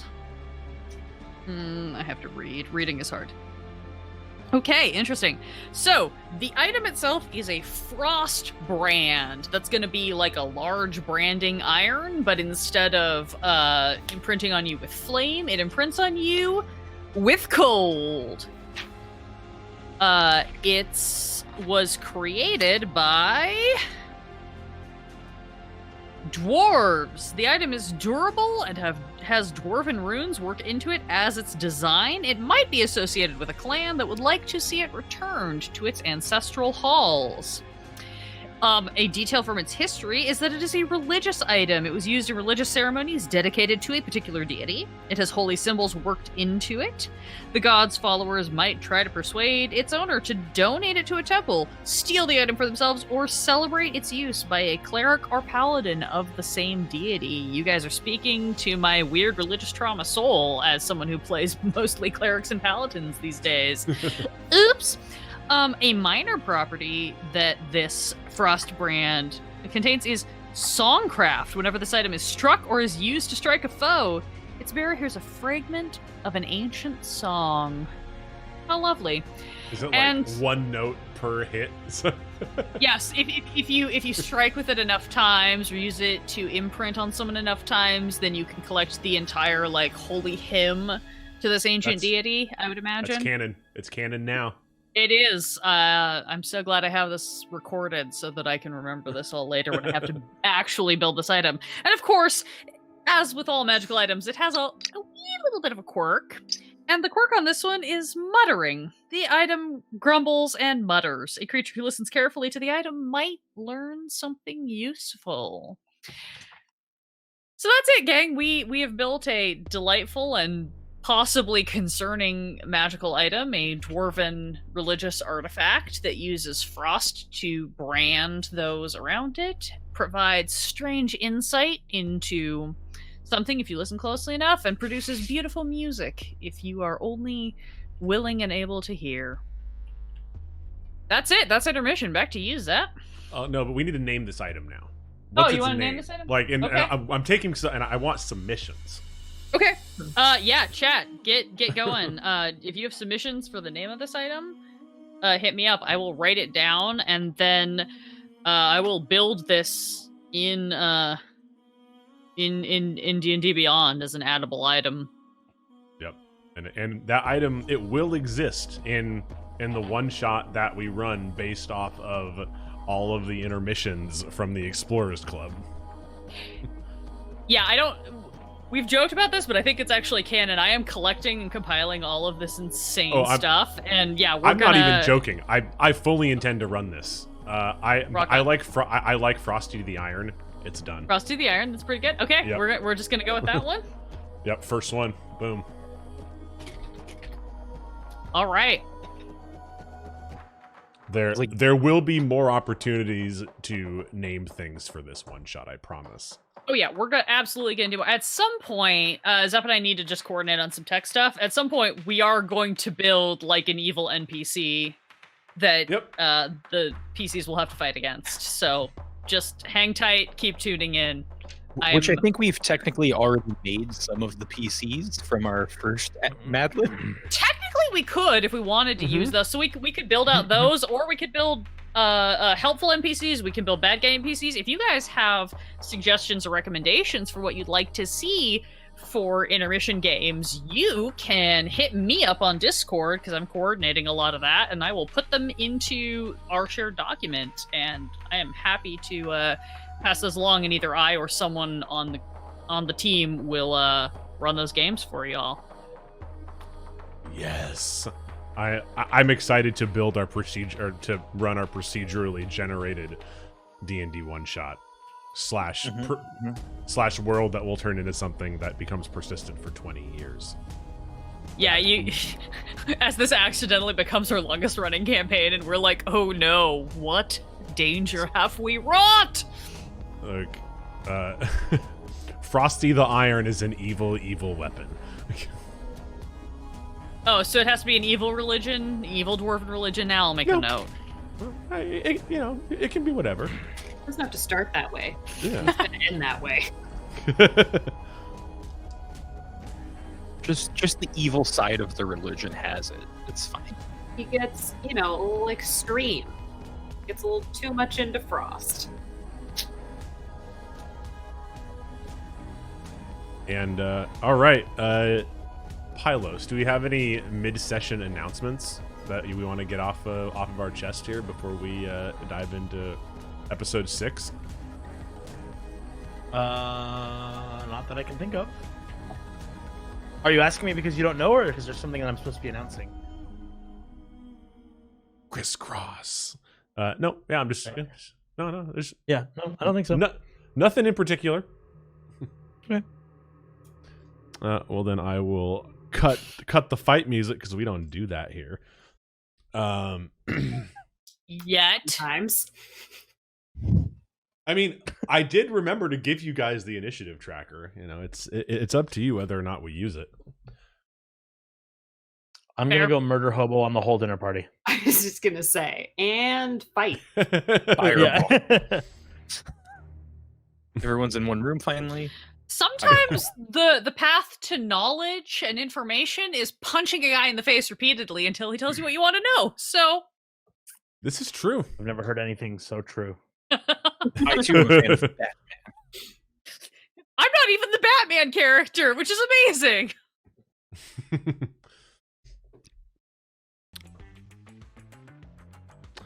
You guys see Oh, this is gonna be Entrar Silvershield walking down the stairs. He is a high elf. He has flowing dark green robes, long silver hair. It partially covers his ears, and he raises a glass as you feel this kind energy wash over you. It's like you're being cuddled by 1,000 little corgis. You feel warm inside. It's a delicious feeling. And he looks at you and he says, "Welcome to dinner. I'm sure that you've had plenty of fun experiences, and I'd love to hear every single one of them, but I'll be making the rounds. Eat, drink, be merry. And you might find something while you're here." And he goes and walks off and starts chatting to Constable Custard. Vader, Bruin, Olver, Drin, Doyle, Charleston, Ernestine, Carroll. You guys are standing kind of at the top of the stairs as this is all going down, and Amy runs up to you. And I need all 4 of you to make a dexterity saving throw as Amy is moving very fast and she tries to stop very suddenly, which does not bode well for the highball glasses on her tray, which are very top heavy. God, I only have one set of clothes left. Look at you with your multiple pairs of clothes. And my negative to dexterity. I'm not negative, but it's not going to matter. I got a 6. Vader, 4. Or Over. Sorry. Hold on a second. Sick. 6'6".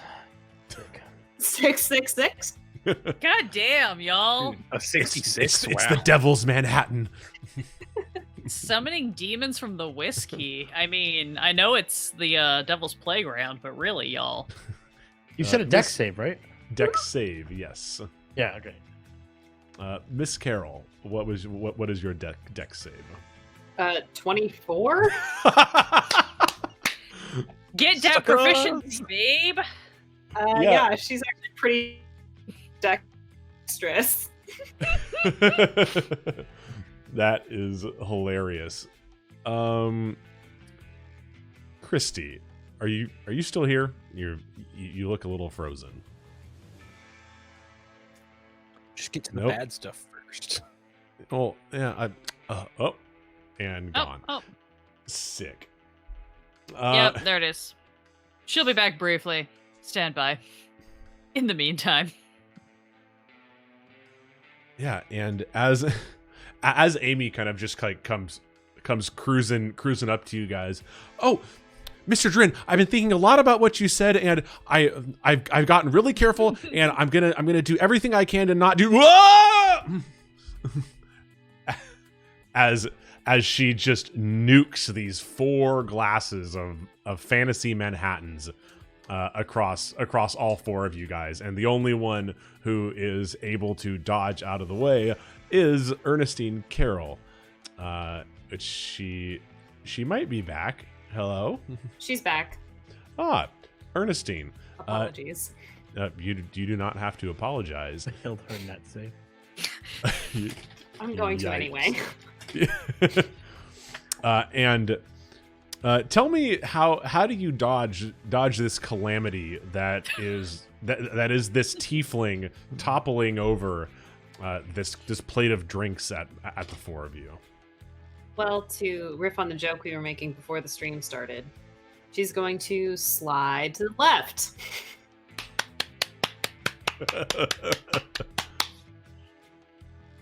Yeah, and you just see these four glasses of whiskey cocktails just splash over the rest of the party as Amy is just like pulls out a bar towel and starts like dabbing off your like the arm of your coat over.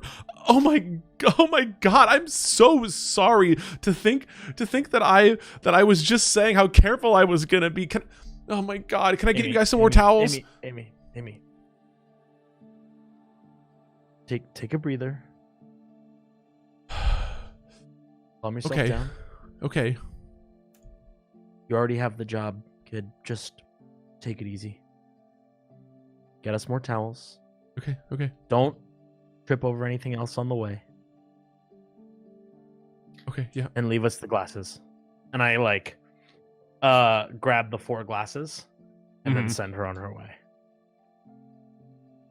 She kind of like sheepishly, gets packing as she goes back to the kitchen, and you see her coming back with some more towels. But if you guys want to do something while she does that, yeah. I pop open the bottle of whiskey from Lockwell and set it down like on display for the 4 of us.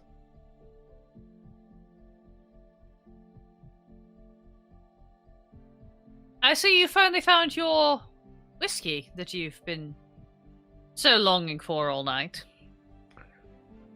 Not found so much as gifted. Ah! A gift? Who from, if I may ask? Well, I'm not sure, but I'm hoping one of you does know. You see, Lockwell found this bottle of whiskey with this handkerchief, and I lay it out flat. But she doesn't know where it came from either. Just that we have to find who it belongs to.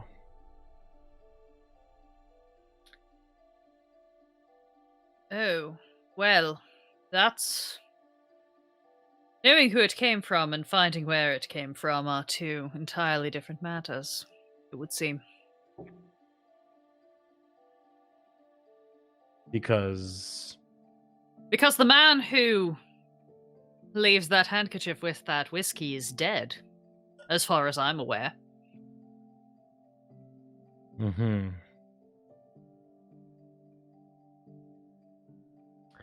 Yeah, I was kind of hoping you had a better answer for me there, Father. To be perfectly fair, I wish I did. I don't wish death on anyone. Although if anyone was going to find it, it was going to be that man. And Amy. Can't stand her. First the pork, now this. I didn't even ask for a drink.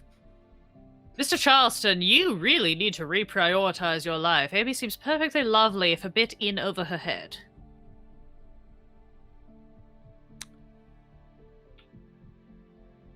Sorry, we were talking about something else. Ooh, whiskey.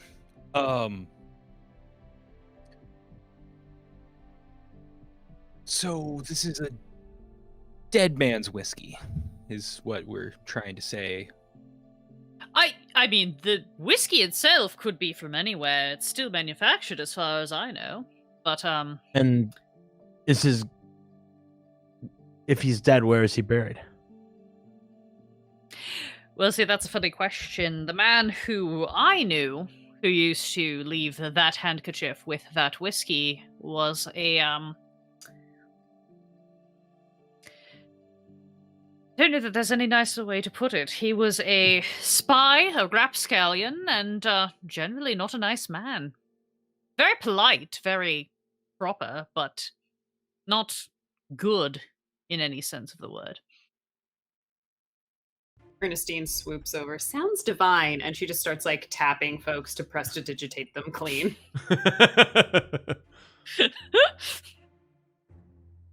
Vader will just look and be like, thank you. Almost She out of just- thirst for the weekend. Tips the glass. Vader will actually take the bottle of whiskey and just start pouring shots for everyone in the glasses. He will do one round, look at Ernestine, pour a double shot in hers, look at Olver, wait for the nod, and then, if he so indicates, pour a double shot in his as well.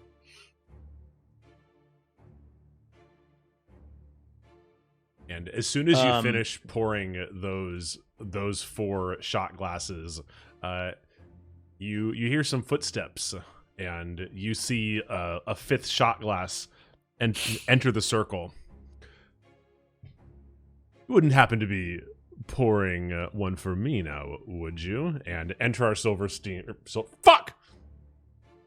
I'm gonna go back up. Silverstein. I'm gonna go back up so we can cut that. Author. Strike that, reverse it. Look, Reverse. I like to be painted in a light that makes me look smart and competent.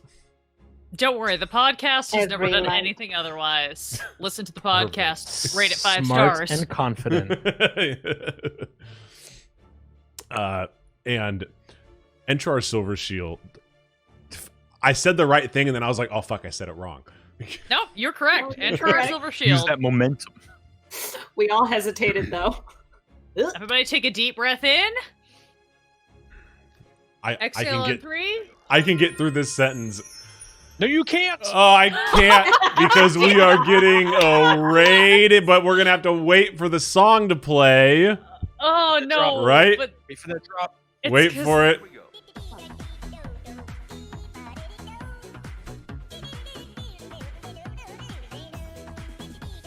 Dice rolls.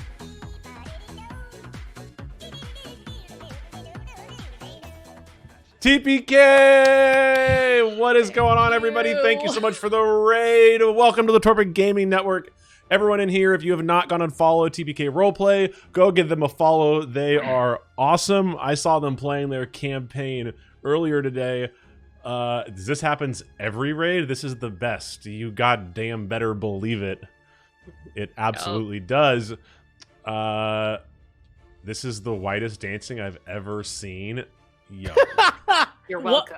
What else would you Yo. expect? I mean, Can't use the lower 2/3 of my body. But welcome everybody. We are the Torpid Gaming Network. We are a variety channel. We are live 4 or 5 days a week, and on Tuesdays we play tabletop RPGs. It is our D&D5e campaign, the Explorers Club, where 4 strangers go to a high society gala where they just are having a ball. Nothing weird is happening at all. They just got to dinner, and it's super, super fun. But okay, what are we gonna ask? What's our question for raiders? This is the first raid. We always ask them a fun question. We're doing lovely Sunset's Bruin Pylos. I'm doing great. Thank you, Nerdy. Hope you're doing great too. what is the strangest magic object you found in this campaign? Oh, that's a pretty good one because we just did make a magic item. Oh yeah, I'm really good at the questions. I'm just saying. What was the weirdest magic object that you guys found during your session, TPK? We need to know. And that will be the question if anyone else joins us as well. Well, they did just find a magic item. item. Ooh. Tell us Taking about notes. this campaign we just finished, but last night they found a cat that purrs loudly because it's full of bees. Oh, Hell yes! I really want to know how That they is found amazing. out it was full of bees, though. mhm. I don't want to know. That sounds like it's giving ideas to Brew that I don't need him to have given the current circumstances. No, Too next late. Oh, game. Oh, of course, obviously. To open its mouth to meow, and of course, Mhm. Okay. bees. Everybody gets Bees? bees.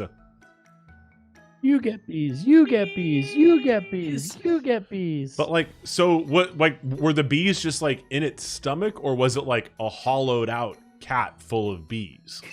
Just the cat of bees. Like a cat skin suit full of bees.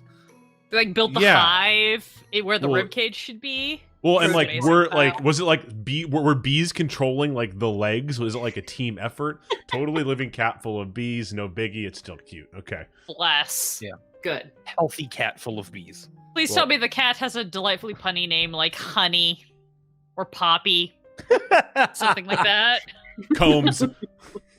I think you guys are glossing over this a little bit too much. I need like anatomically accurate information about why the cat was full of bees. Oh, don't worry. When the cat full of bees makes it into my campaign, it is just going to be like a skin sack that is just full to the brim with a live colony of bees that works together to move the like sack parts that are its feet. You're finally Lol gonna to give me a Beyonce. Lovecraft campaign? Bless.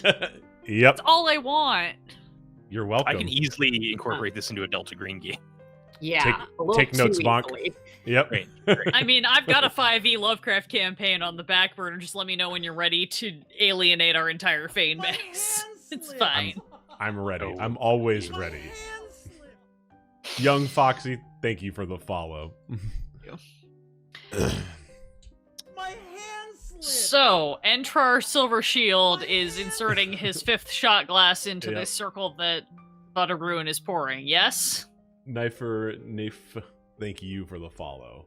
I'm the worst at names, but yes, let's. I guess we can go back to playing D&D. We don't I have guess. to. I I'm guess. flexible. Yeah. So, and I'll just I was like stumbling over my words before the raid happened, so this is like a really good time to just rewind it or run it back a little bit, if you know what I mean. As you're pouring these shots, Vader Bruin, you see a 5th shot glass enter the circle as Entrar Silvershield walks straight up. So, you're pouring shots. Mind if I partake? Certainly not. Hope you have a taste for whiskey. Oh, felonies is my favorite. Is it? Curious. It's mine as well. I will pour Entrar a double shot, and Vader will pour himself a double shot. He will look back to Olver for confirmation if he wants the double shot or not. Cool. Double shots for everyone except Doyle, because A single not shot is a double shot to a gnome. Racism. Oh. wow. More so because Vader has not yet seen Doyle accept an alcoholic beverage, so he's not even sure if he teetotals or not. I will also not be picking up that cup. Right. Yeah, double shots for everyone, but leave the one. And then Vader will just pick us up. Cheers to a wonderful weekend of new discoveries. And will not wait for anyone to clink his glass before he just downs the 2 shots and refills his glass. And Entrar looks at Vader and waits for him to refill his cup. To team building. And he clinks it before Vader can do anything. And then he looks around to everyone else. Thank you so much for coming. Cheers, everybody. And he dunks his 2 shots. Ernestine slaps that bitch on the table and downs it. Baldur holds his second out to her and like switches it to his other hand so that he can refill hers. Nice. So is everybody having a wonderful time? I'm just kind of making the rounds right now. I do want to talk to each of you separately and in a little bit, but is everybody enjoying the festivities? It's a packed evening, right? We certainly haven't stopped for 1 minute. Quite. Grand old time. Mr. Drin.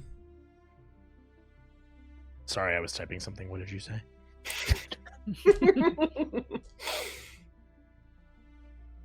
Are you enjoying this evening? Are you enjoying the festivities?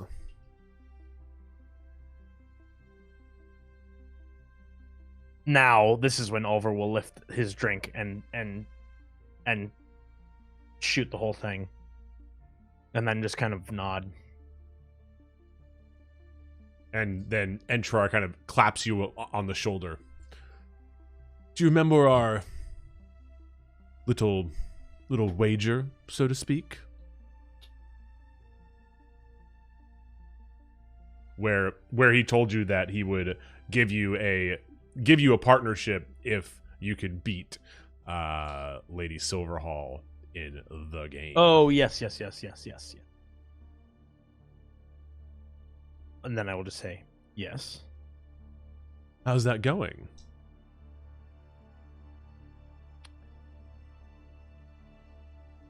He picks up his coin and kind of looks at it longingly and says, it's a long game. Well, time seems to be running out, and for the other three of you, you have not you haven't said anything about this little wager talk that you've had with Entrar, because they weren't with you when you did that at all. Yeah, and he is very purposefully bringing this up in front of everybody. The douche. That free insight. Fuck this guy. Yep. Well, Ernestine's going to latch onto it.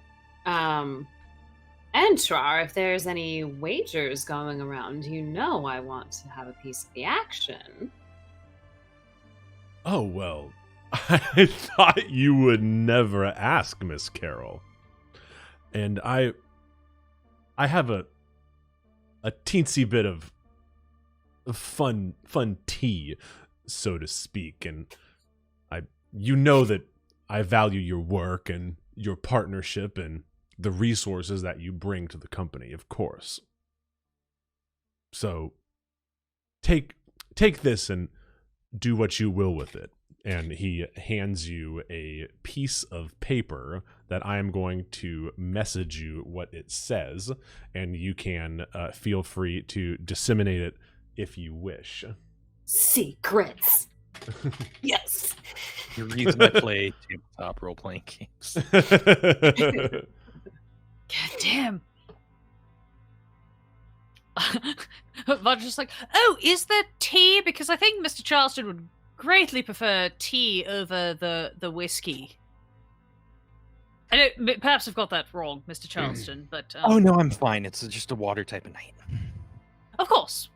Yes, I'm sure if and when Amy gets back... is there any other kitchen staff? Does she need assistance? I feel very bad leaving her to her own devices. Entrar, how much staff did you hire for tonight's festivities?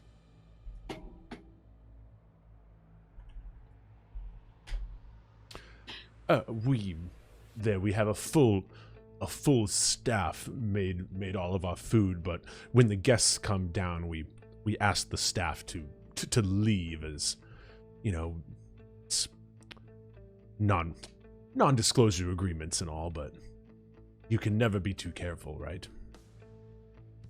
Right. Heaven knows what would happen if one of them found out too much. Yeah, what do you think would happen, my dear Doyle? I don't know.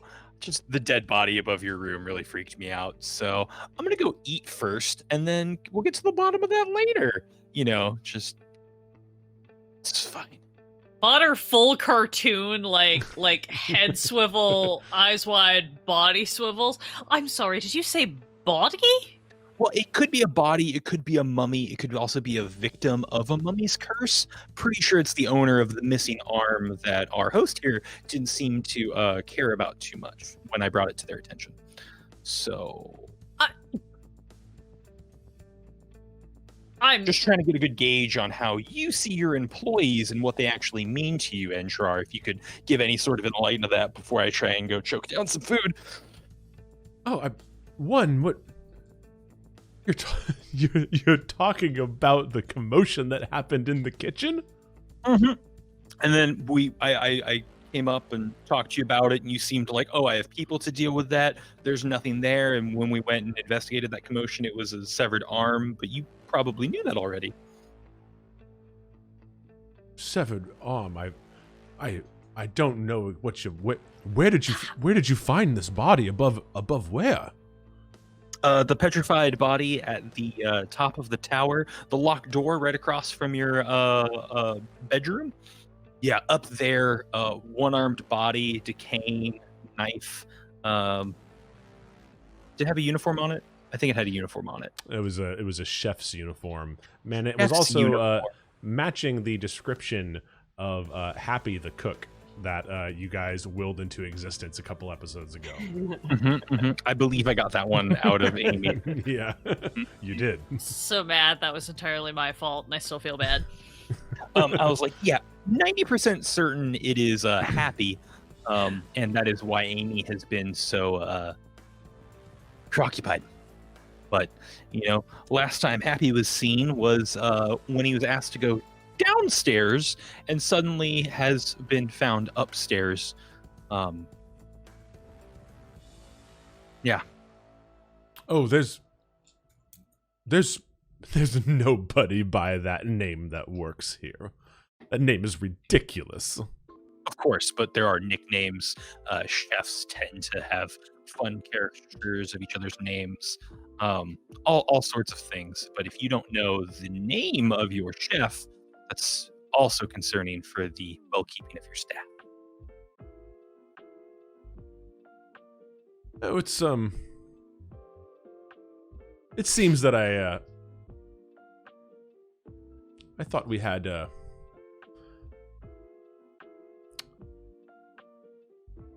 there's some people here that need to separate work from play. And Mr. Charleston, I truly thought that your level of maturity was up high enough to be here. I thought your level of morality was closer to mine. But if you'll excuse me, I believe I have to eat and commence the other duties I have been assigned. Good day. And I'll head on down to the food. And he kind of chuckles. Look, has anybody seen that? Can anyone corroborate that? I find it very hard to believe. Well, we have seen. Vader will kind of glance around and lower his voice. We have seen quite a few undead today, so honestly, the ancient dead wouldn't really surprise me, though it would concern me as a member of the church. And then Entrar reaches into his breast pocket and pulls out a glowing red coin that has all 4 quadrants lit and just says, one wouldn't think that any of those happenings have to do with something that may be in jest, for fun, an event. And he puts the coin back in his breast pocket. Vader just looks at him super evenly and goes, no, in fact I wouldn't. Anyone who would raise the dead for the purposes of entertainment has no business doing business anywhere, as far as I'm concerned. Are you even sure it was actually the dead? Well, I have some experience with the dead, and they responded in much the way all the dead have before, so yes. I would say I have a fairly good reason to believe it could be possible. But what do I know? I'm but a humble cleric. Brought here not even on my own devices. I believe it was my superior you wished to see here, and I know nothing of his business, though Yeah. I wish I did. It is a turbulent time that we are going through, and there are a few major political decisions that I was hoping that the Radshir could help me with. And I'm sad and disappointed that he did not show up. Do you happen to... Did he shed any reason why he wouldn't be here? He seemed preoccupied with other matters more perhaps important than parlor games and business dealings. We are, of course, members of the church. Our purpose is to shepherd our flock and provide knowledge and information to all. Ah, yes, but that information has to come from somewhere, right? And the Radshirs, what he really wants to do is spread the joy of the church, right? I think you might be misinformed about our religion, Mr. Silvershield. Our purpose is to spread all knowledge to all people, without barrier or cost.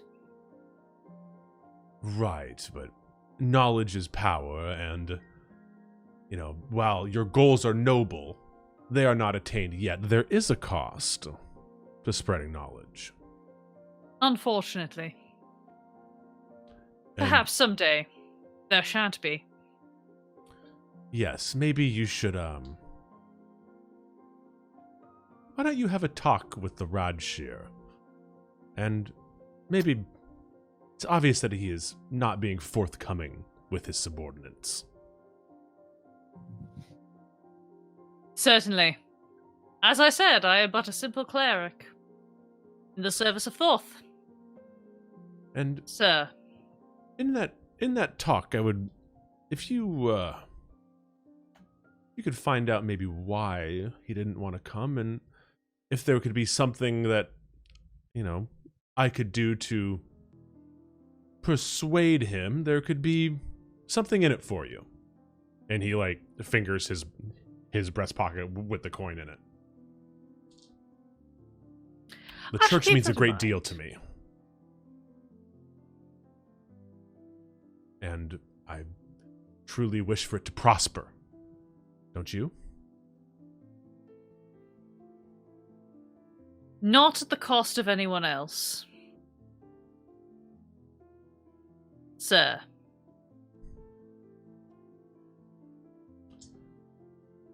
That's fair. Why don't just think it over? Say there's deals to be made, power to be gained, and knowledge to be spread. Cheers. And Vader will knock back his second glass.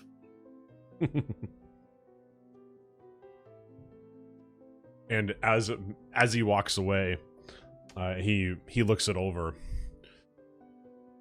Mr. Drin.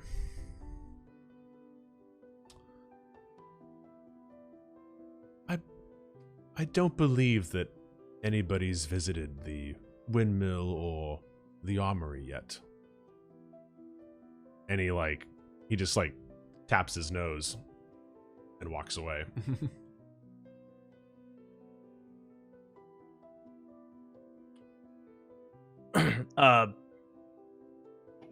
Olver picks up the bottle and just pours himself another, finger of whiskey and pops it back.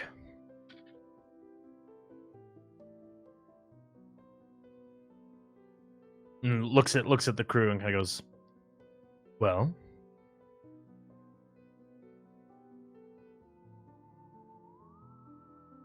Are you interested in joining me, or should I go alone? I'm No. happy to, Miss Carroll. You're not going to spectate. Dinner should be served shortly.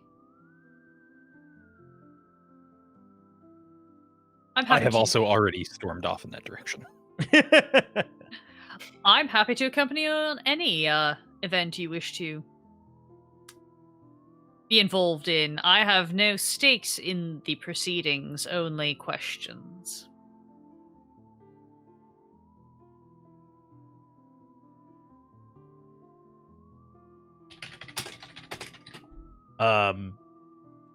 Yeah, Olver will stand up, brush himself off, nod to Ernestine for having cleaned him off, and then we'll start walking very calmly out, grabbing bread on his way out.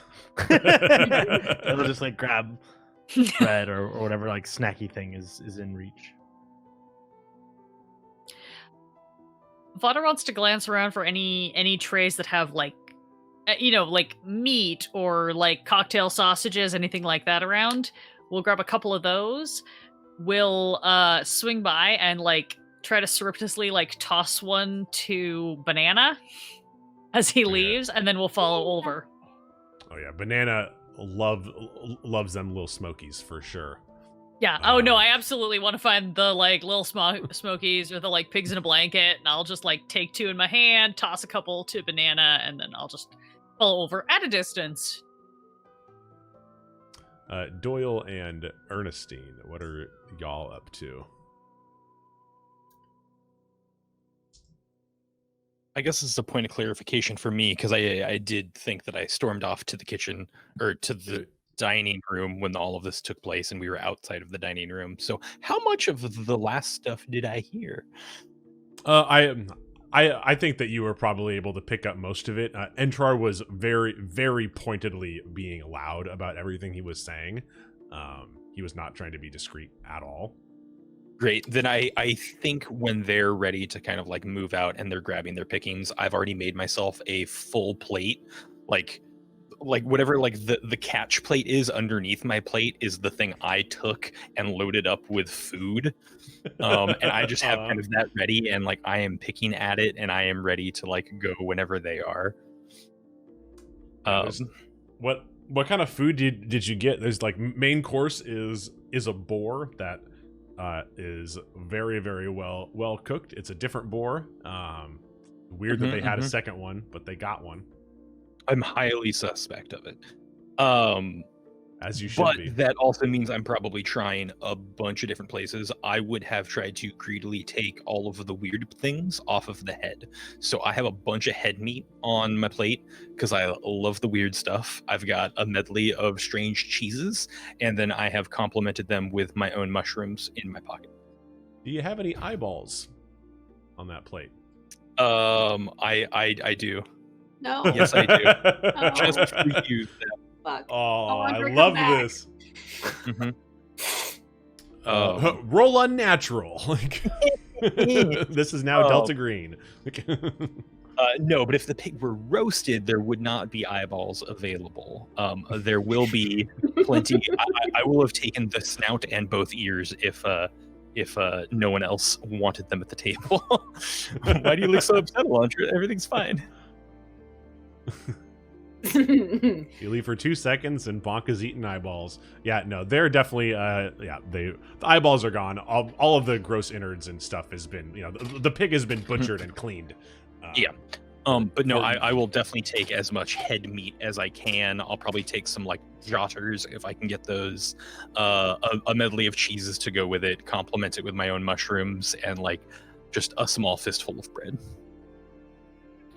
Excellent. Yeah, so Doyle comes waddling up to you guys with this massive plate of food.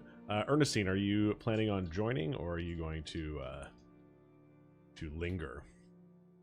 Well, she was going to go to dinner, but that seems a little bit foolish right now since we have an opportunity to keep the gang together. So she's going to find the nearest waiter and tell them that she'll be dining in her quarters later this evening to please send up a full spread.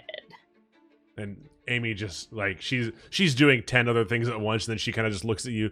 Yeah, full spread. Carroll, got it. Oh, Amy. Happy, was it? Do you know his real name? Happiness. His actual name was Happiness. Yes. He wasn't just a jolly guy people called Happy, or a grumpy guy they called him Happy to make him more grumpy. Correct. Was he a When was the last tiefling? time you saw him? This is probably 2 to 3 hours ago. Right. Thank you.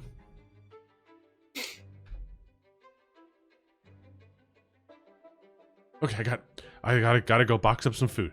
Oh. Thank Yes, you, Mr. Amy. Fairbrand, I'm coming. And then she starts to run away. Wait, Miss Carroll, what? I said thank you. Oh, you're most welcome. Yes, Mr. Fairbrand, I will get you the drink. I'm coming. And then she fusses off to go make a drink for good old Reggie Fairbrand.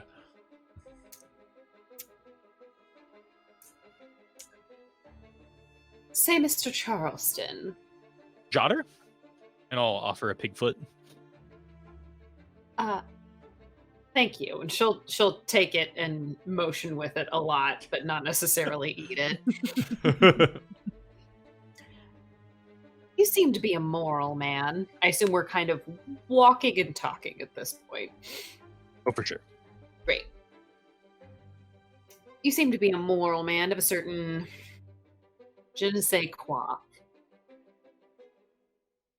Life's hard enough without taking the low road. Indeed. I'm curious. How would you feel about copyright infringement? Absolutely awful. Wonderful, wonderful. I might have a job for you, but later. We'll talk about it later. Right. I can't wait to hear about it. I mean, the things we create are a part of us, and we have certain inalienable rights to those. Absolutely. I seem to be in a bit of a pickle, but I have quite the opportunity to untangle it, since the offenders happen to be present at these festivities. I do hope you'll be able to assist me in some. Absolutely. I'd still like to take a look at your notes from earlier, if at all. I wanted to make sure you got the Absolutely. procedure I described out correctly. Names of relatives.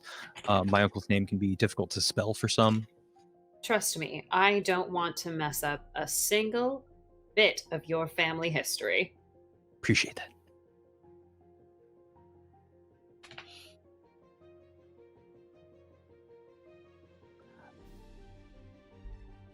Yeah, continue to walk and talk our way towards the windmill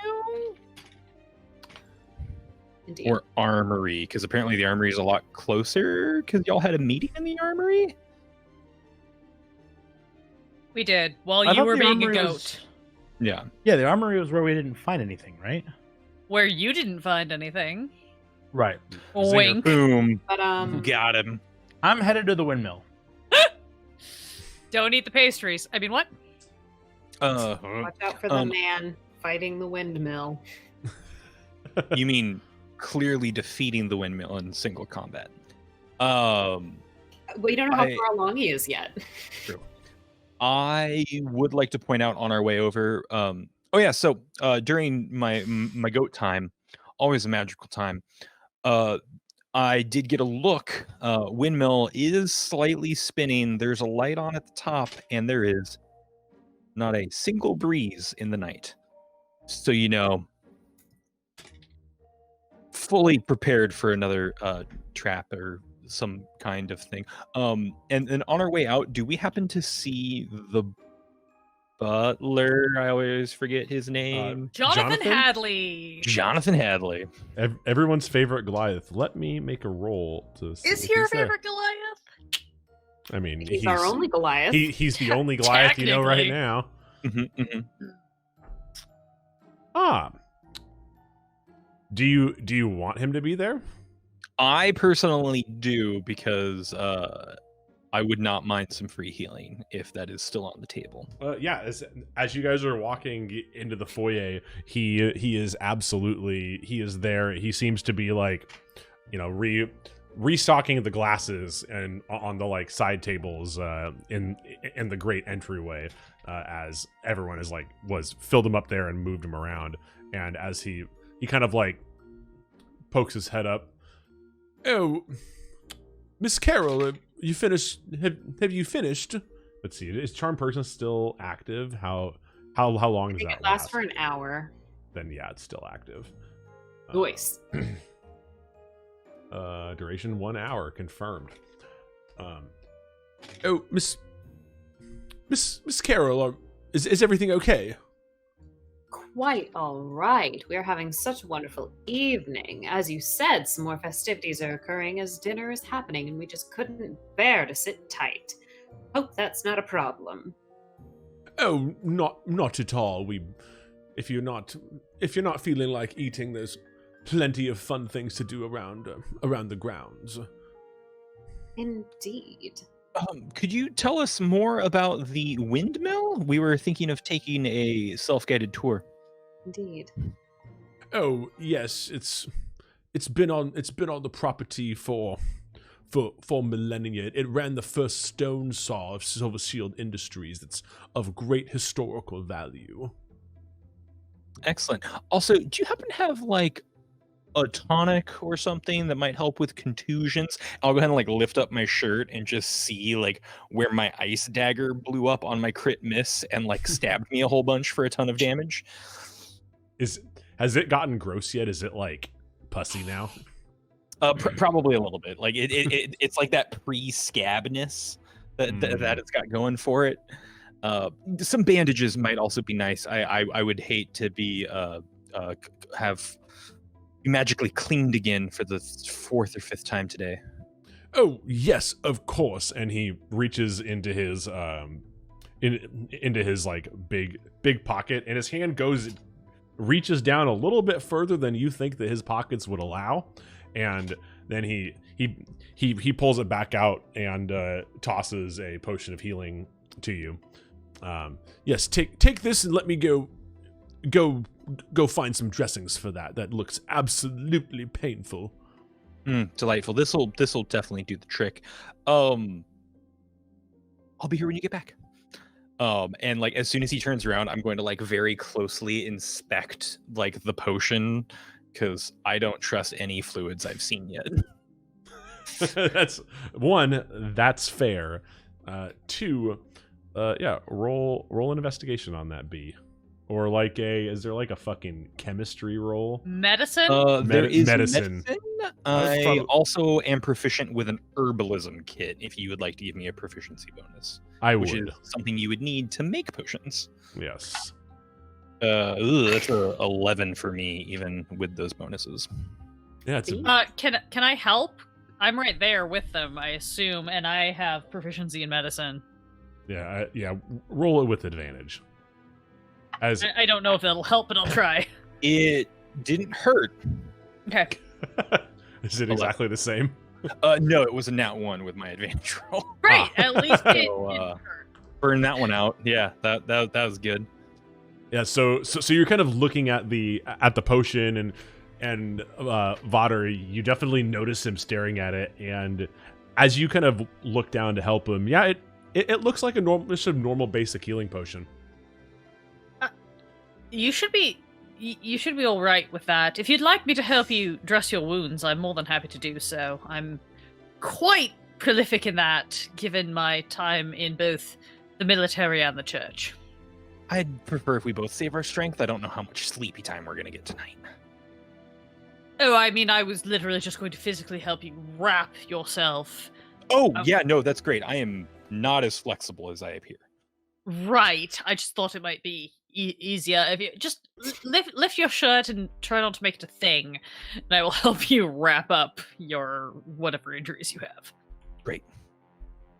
Yeah, and John Hadley comes back with the bandages, passes them off, and do you need any more assistance? Of this nature, probably not. I would love to hear about your time working here at the Entrar Silvershield estate. Do you know Silvershield on a personal basis? Does he write you birthday notes or offer insurance or? We do have a curious arrangement, but it's a tale for a different day, my dear Mr. Charleston. So no like life insurance plan that pays out to the estate in case of your imminent demise on the job? Nothing weird like that? Oh, I wouldn't know.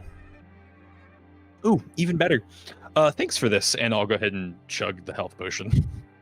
Yeah, and you your wounds heal up, and you get to roll whatever the fuck a regular health potion lets you heal. 3d20, yeah, that's great. Yep, nailed it. Do that real quick. All right, that was only 26 hit points. 2d4 plus 2. 4 plus 2. I only drank 3 of those last night. It's fine. 8 hit points back. I will take it. Slurp it up. Oh, damn, son. Above average.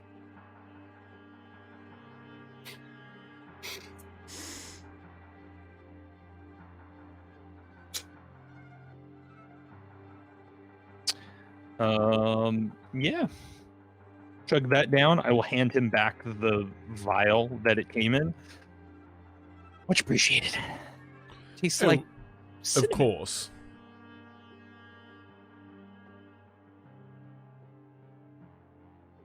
If you don't see us by midnight, alert the constable. Oh, of course. If you are not back by midnight, I will personally come fetch you. No. You should No. alert the detective and the constable. Please, please alert detective, the constable, and Banana. Mostly banana. Yes, I will. I will alert the detective, the constable, and their canine.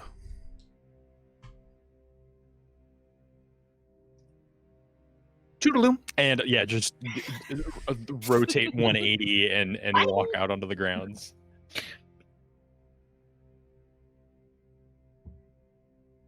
Making our way towards that windmill. Probably the top of it, because that's where the light is. Yeah, so as you guys walk up to this windmill, it's like a Dutch-style windmill that does not have any visible stairs on the outside. It just has one door, basically right below the giant fan.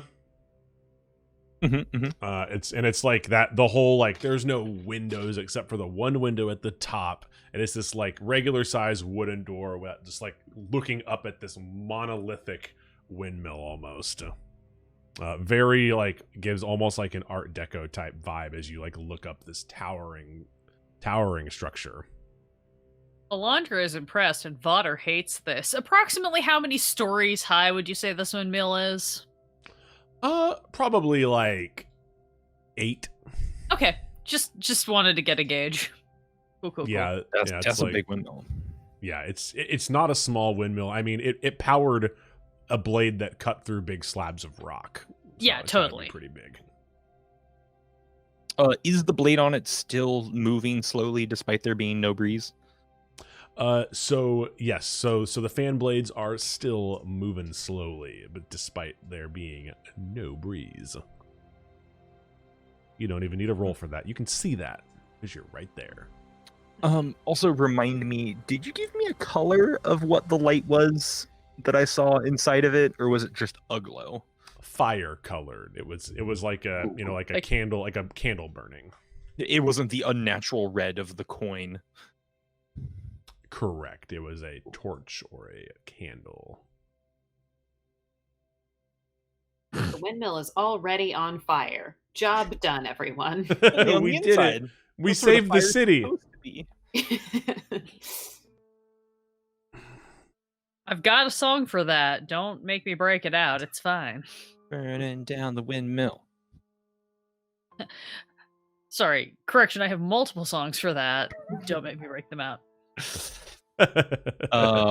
Yeah, I think just kind of getting got and push open that door. Yeah, absolutely. The door is not locked. Let me find this thing.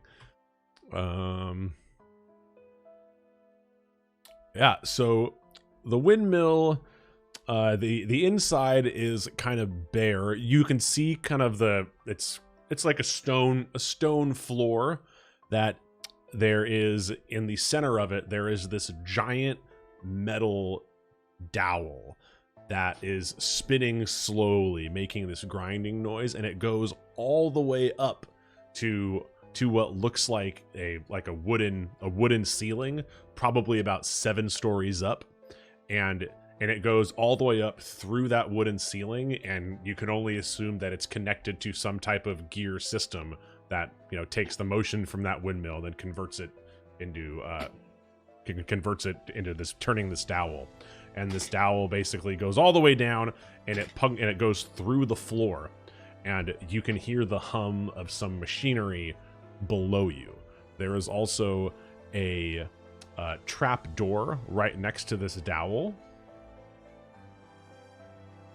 And other than that, besides just like the imprints of old machinery that used to be on this concrete floor, you can assume that it was like the saw and everything back from the history lesson that you were given, but that obviously is no longer here.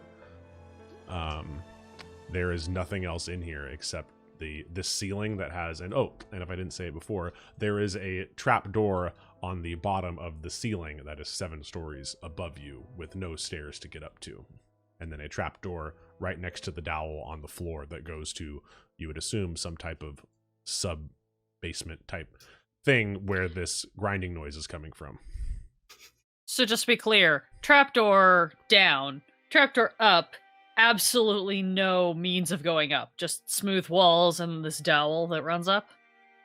Yep, and as you kind of look up, you notice that there used to be some type of like stair system that spiraled up. That is gone. But you can see kind of the outline of where it used to be. Gross. Okay, I will cast Spider Climb. Yes. On yourself? Yeah. On the whole party. Nope. Yeah, no, fuck that. Is Spider Climb a cantrip? It is Nope. not. Is a it second level spell? Perfect. As soon as you cast Oh no. as soon as you cast Spider Climb, you see this flash of red light come basically straight out of where the dowel meets the ceiling, and it strikes you. And you don't feel any pain. Nothing changes. But Spider Climb just fizzled, as you can tell that you have just been counterspelled. It's a trophy system for spells. Okay. And Damn, you that's still long do have to rest. expend I that did. spell slot. I'm rest assured. We are actually playing by the rules, contrary to popular belief. Well, it's because most of the time when we play games, we don't, and that's okay. Yeah. As long as we agree what the rules are. Yeah. No one told me there were rules. Vader would like to go to the trap door at the base, the trap door that's in the floor, the accessible one, and see if it opens. It's definitely you pull it. Why don't you give me an athletics roll? So before you do that, you try and open it. It doesn't seem to open, but there is a little bit of give. Okay. I haven't rolled for anything in a hot minute. I'll try an athletics roll. What is my modifier? 17? That's better than I thought you were gonna do. I am strong boy. I'm just not dexterous boy. Got I it. am a half-orc. And I was in the military. as you like both feet down start pulling up this trap door, you probably get it about a quarter inch off the ground before it kind of just stops. And as you lift it up and kind of hold it that little sliver open, that kind of grinding noise just fills up this room, very, very loud. Just this like heavy machinery almost, like of machinery that like sounds like it's much bigger than any standard basement would hold. Yeah, okay. I will continue to look up at the trapdoor above us, and did I see the origin of the spell? So it looks like it came from the little space where this giant metal pole goes up through this wooden ceiling. Like there's like a little bit of space up there, and you think that the spell came straight down from there.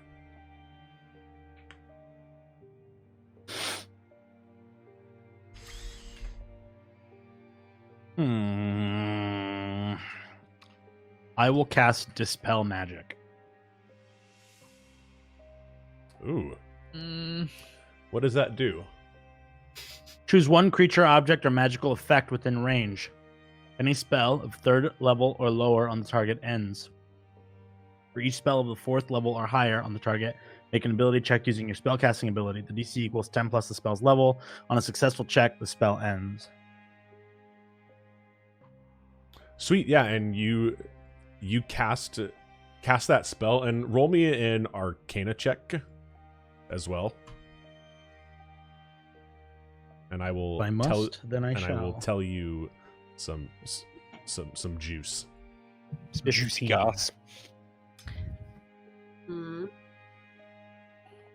15. Yeah, as you cast Dispel Magic, you can kind of see this like slight aura just fall down from the top as if it was just shot out of the sky, and about halfway down it fizzles out.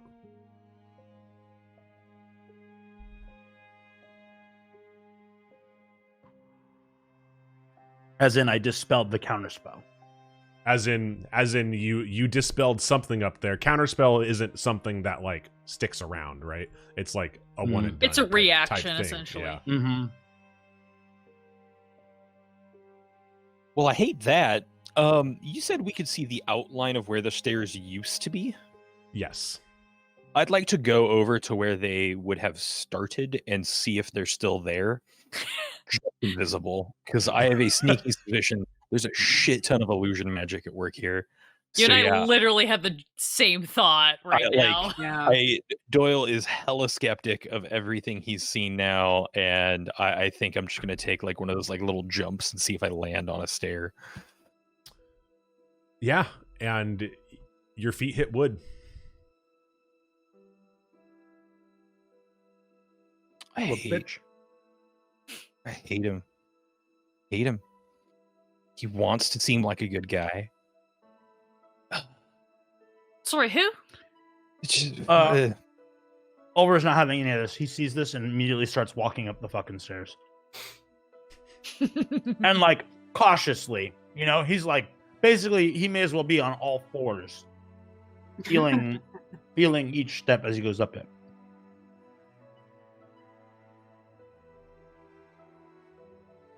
Coin in hand.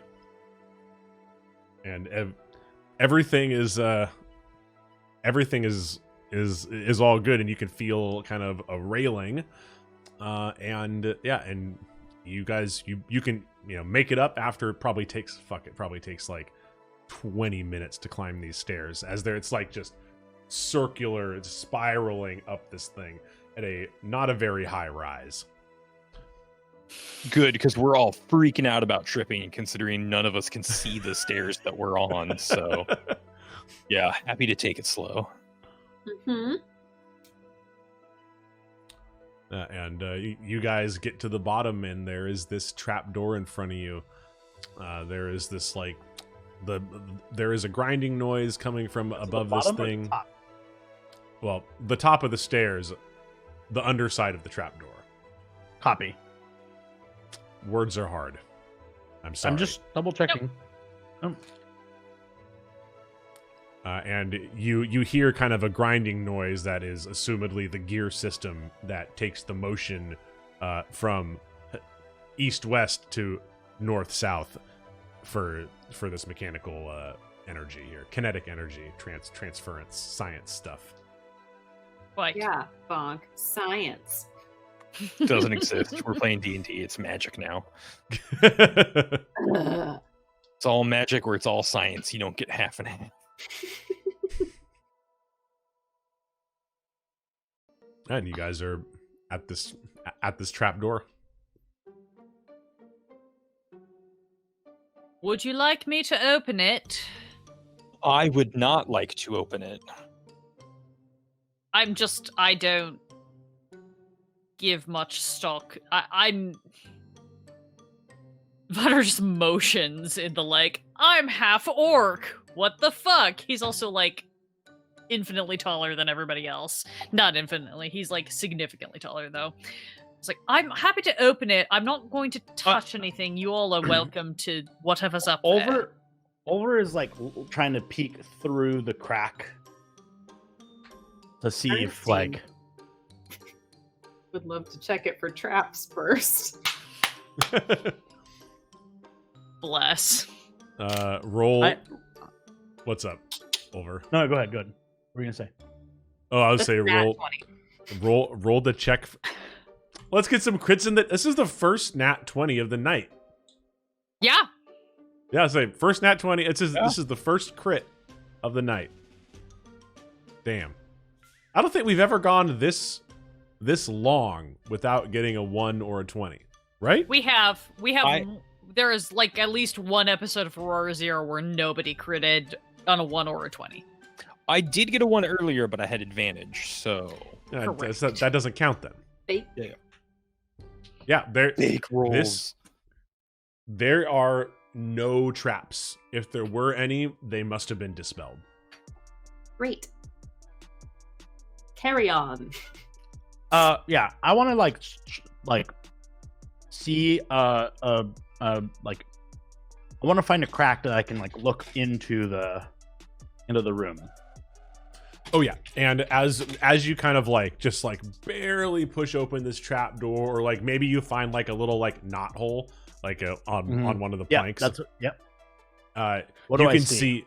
Yeah, so you can see that there's on one side of the room there's a shelf that has like some boxes in it, some like big rolled up paper like plans. Like plots, like CAD drawings, or I guess just draft hand drawn. I understand. There's computer assisted drawings on the other side of this room. Cantrip assisted drawings, please. I'll take it. Yeah. Oh, mage there we go. drawing. Oh, gross. Yep, there it is. Mage handed drawings. Having flashbacks to when I was a child. Anyway, continue. You could cast and your illustrious cantrip career as a child.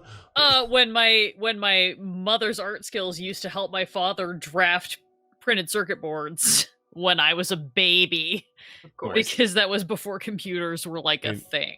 That sounds like true fucking love. They were lovely, and I'm old as fuck. Continue. Yeah, so you see a bunch of rolled up plans on this shelf, along with some boxes that you can't see what's inside because you're looking up from the floor. And then off on the other side there is this pedestal that is basically facing this big wooden pole and this gear assembly that transfers the motion from the fan, the blades, into the downward turn. Kind of looks like a big differential, and there is just this kind of podium that is there that you cannot see the top of. And I can see into the space though. Correct. There's okay. nobody While up my there. eye is like pressed up against the wall, looking into the space, I will cast Misty Step and teleport Ooh. into the room. Oh. Noise. Sick. Yeah. So you are now it's Misty Step is just you move, Yep. right? I just am there. Yeah, briefly surrounded by silvery mist. You teleport up to 30 feet in an unoccupied space that you can see, which is why I was Making sure that you so I can see it. Yeah. you legally have to tell me. Yeah. Yes. Yeah, if the teacher's not here for 15 minutes after class, you can legally leave. So Confirmed. Oh yeah. Rock I used to do on. that all the time. Oh god.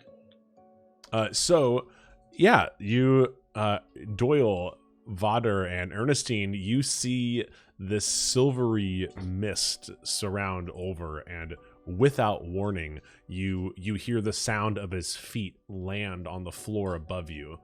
And Olver, you are now above the trapdoor. You are standing right in front of this podium that has a 4-inch round depression in it that looks very coin-sized. And across from you, I'll put my coin there first, and then I will open the door for the rest of the team. Well earned. Bless. Son of a bitch. yeah, and you guys all hear just this perfect C natural note ring out like it's coming right off a tuning fork, but it is very fucking loud. And the metal dowel starts pulsing and glowing red and starts moving just a little bit faster, and that grinding noise gets a little bit louder coming from the floor. You guys are underneath this trap door. What are you guys doing as you hear all this go down? You should really let us in. I know you want the coin for yourself, but the maze moved when we activated it. The undead rose when we activated it. I'm 90% certain this stairwell will disintegrate. I happen to agree with Mr. Charleston. Knock, knock, knock, knock, knock. Vader will opened the start running trapdoor. down the stairs. Great. Yeah, I said I opened the trap door, by the way. Oh, did you? Yeah, I put my coin in, and then I opened the trap door. Oh, yes, sorry. Yeah, so yeah, trap door is open. It was not locked. Cool. Oh. Well, oops. Whatever. It was cooler the way I did it anyway. Indeed. Oh, it was much cooler. I would have tried to sneak away and gotten to it before you did, had you not done that. So, well warranted. Say it's only what you've done every other thing.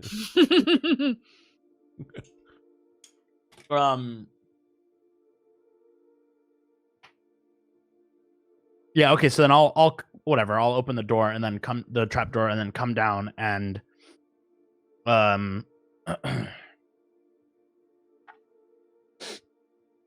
go to where the stairs were. And I want to cast light on the staircase. Light. Duration. Oh no, that's the wrong one. You touch one object no larger than 10 feet in any dimension until the spell ends. The object sheds bright light in a 20-foot radius. So, you know what's funny is that I fat fingered and I was like, okay, necromantic energy washes over a creature and draining moisture. Oh, that's blight.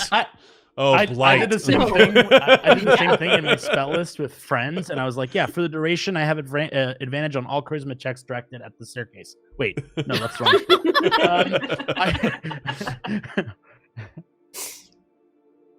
But yeah, so I'm gonna basically it's a cantrip. So I'm gonna cast light, and then every 10 feet where light ends, I'm gonna cast another one until I get to the bottom.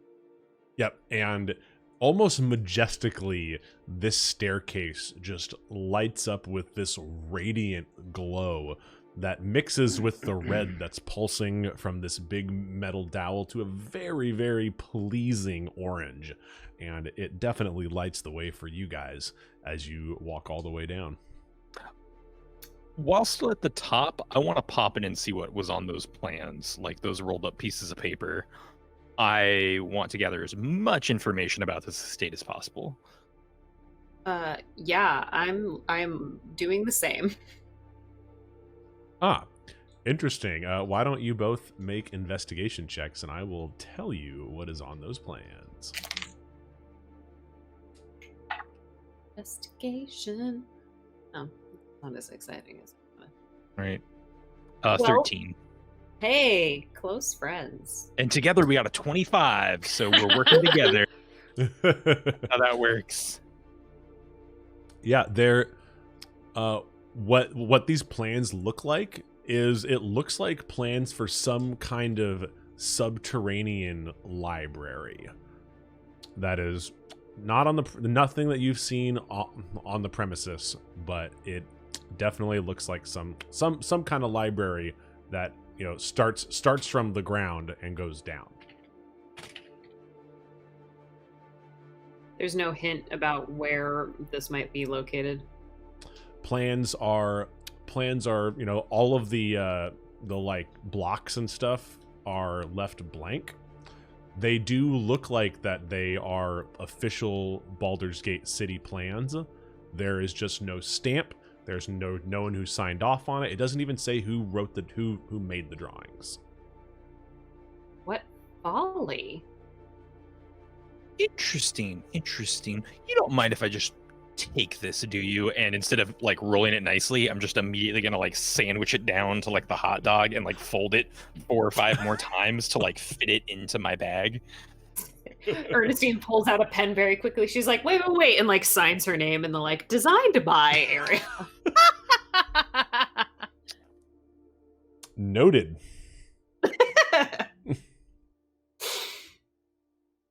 I don't know if you want your name on this. Too late.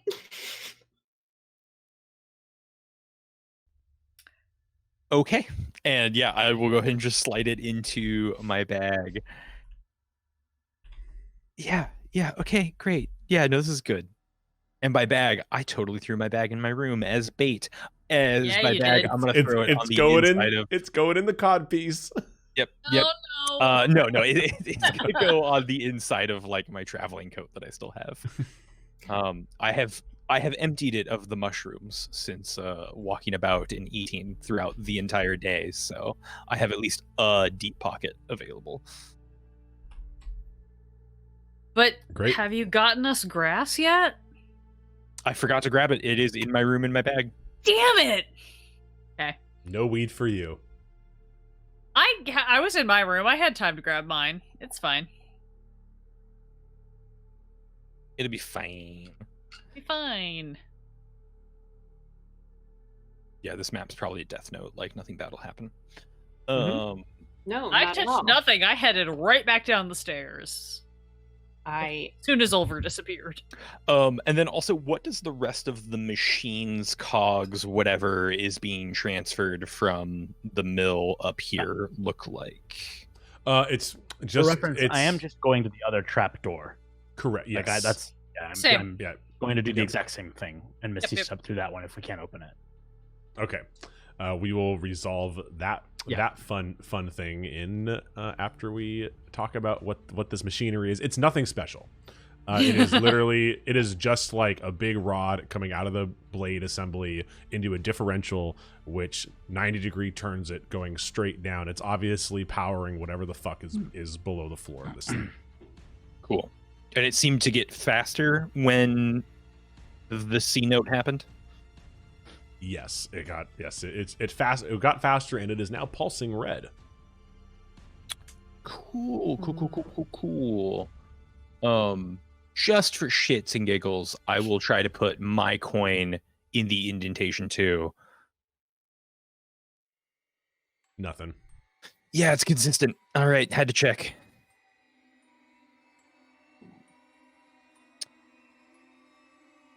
Shall we reconvene with the others? Anything else you'd like to inspect up here?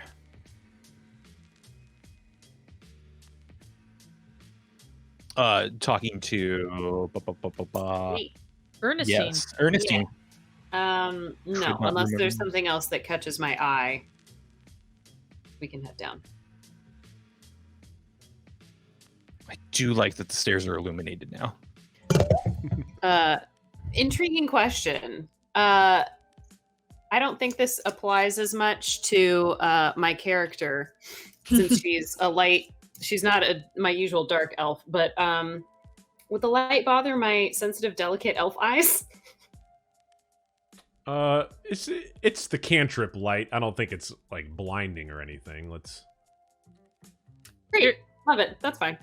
Yeah, You're a half high elf, right? Whole high elf. Full high elf. Then you're probably fine. Great. Based on my knowledge of It's- playing a lot it of is- elves, because I always have to be tall. It seems that it's dim light. It's not bright light. Cool.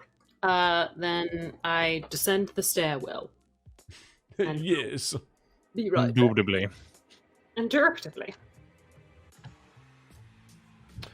Yeah, and you guys all kind of get down, and Mr. Drin, you are going to teleport through this door. Well, this one we've already determined is for sure locked, right?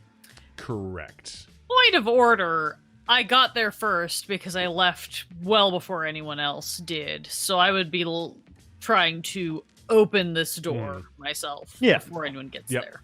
Yeah, and Go ahead. I'll say, and it's basically kind of the same before. If you want to roll Okay. another athletics, you can. I want to just to see if I do excruciatingly well. I did not, so we'll say that I'm still Yep, struggling. And, yeah, and you Okay. got both feet over this door. You're pulling as much as your half-orc body will let you, which is a fair amount of torque. Let's be honest. And you probably get this thing open about a quarter inch. I'll accept that. Is that quarter inch enough for me to see through? Yes, it is. This will be a teamwork makes the dream work. Okay. I'm using a sorcery point, and I will cast Misty Step. Yeah. Great. And And immediately, without hesitation, I will unlock the door. cool. Let me as you teleport in, you see something that I am going to type up to you right now. It may take me a second, but Okay. does anybody want to peer through the crack as Vader is holding this thing open, and you see Olver kind of like duck his head down and zap through. I assume that we're probably a few floors above when they get there and are able to do this, if they are just blazing ahead, considering we stop to look at maps and things. If you'll let me peek while I'm lifting, I will do so. But if that just is physically not kosher, I will you would- accept not being able to. I will accept a dex roll to be Fuck. able to contort your body to do this. That was a 15, which is better than I expected for my negative in dex. That's not going to cut it though, unfortunately. I didn't think so, but at least it was not abysmal.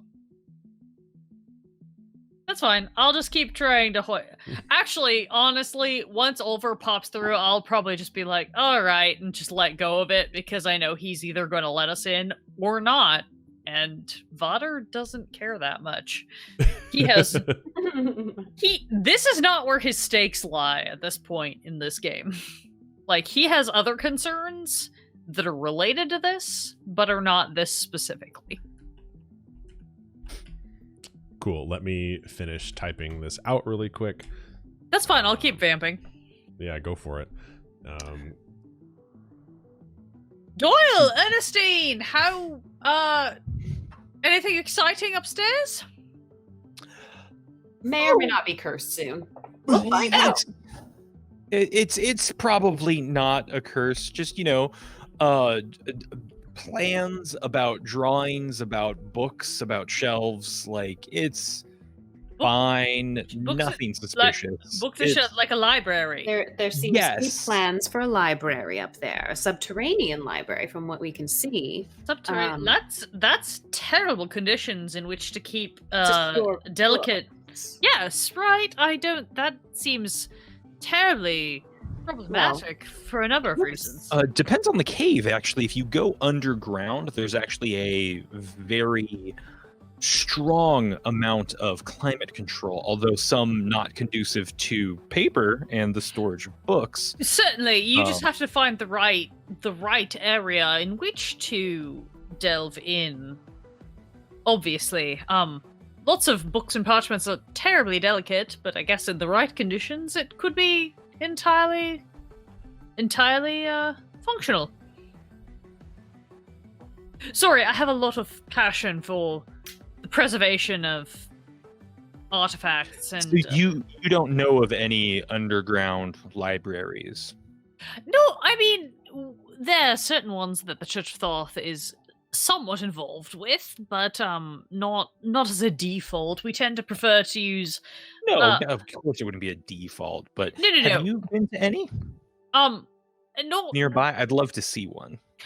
Honestly, I haven't done much traveling since my time as a cleric. I've mostly been centered here in Baldur's Gate, doing my work here, where we use a lot of magical climate control. Abjuration is a wonderful field. It allows us to protect your everything. boss, though, tends to travel a lot, right?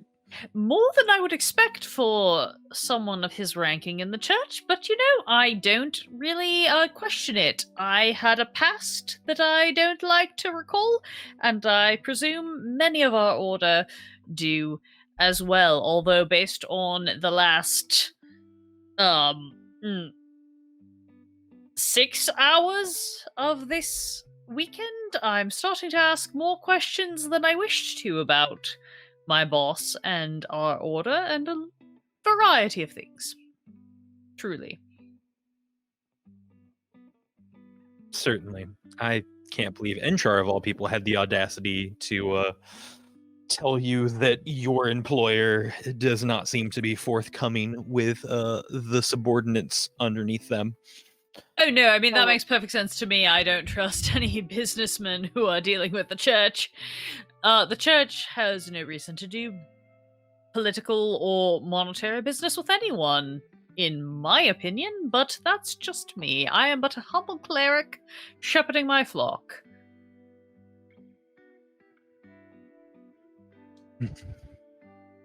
Delightful. Quite. All right, I So have through that finished. keyhole. I have finished the transference of knowledge from myself to Olver. Delightful. Excellent. How much did your intelligence score go up by? So many. It's weird. It got lower. That's what happens when you let me talk at you for an extended period of time. Look, we're supposed to get bonus points for doing, like, role play while the DM has to do other things. Yeah, we get more points in chat. That's all. Good job. More channel points. Bonus So- chat points. As I'm downstairs, I'll just pull out my coin really quickly and take a long look at it, make sure everything's in order, that I have the point that I had.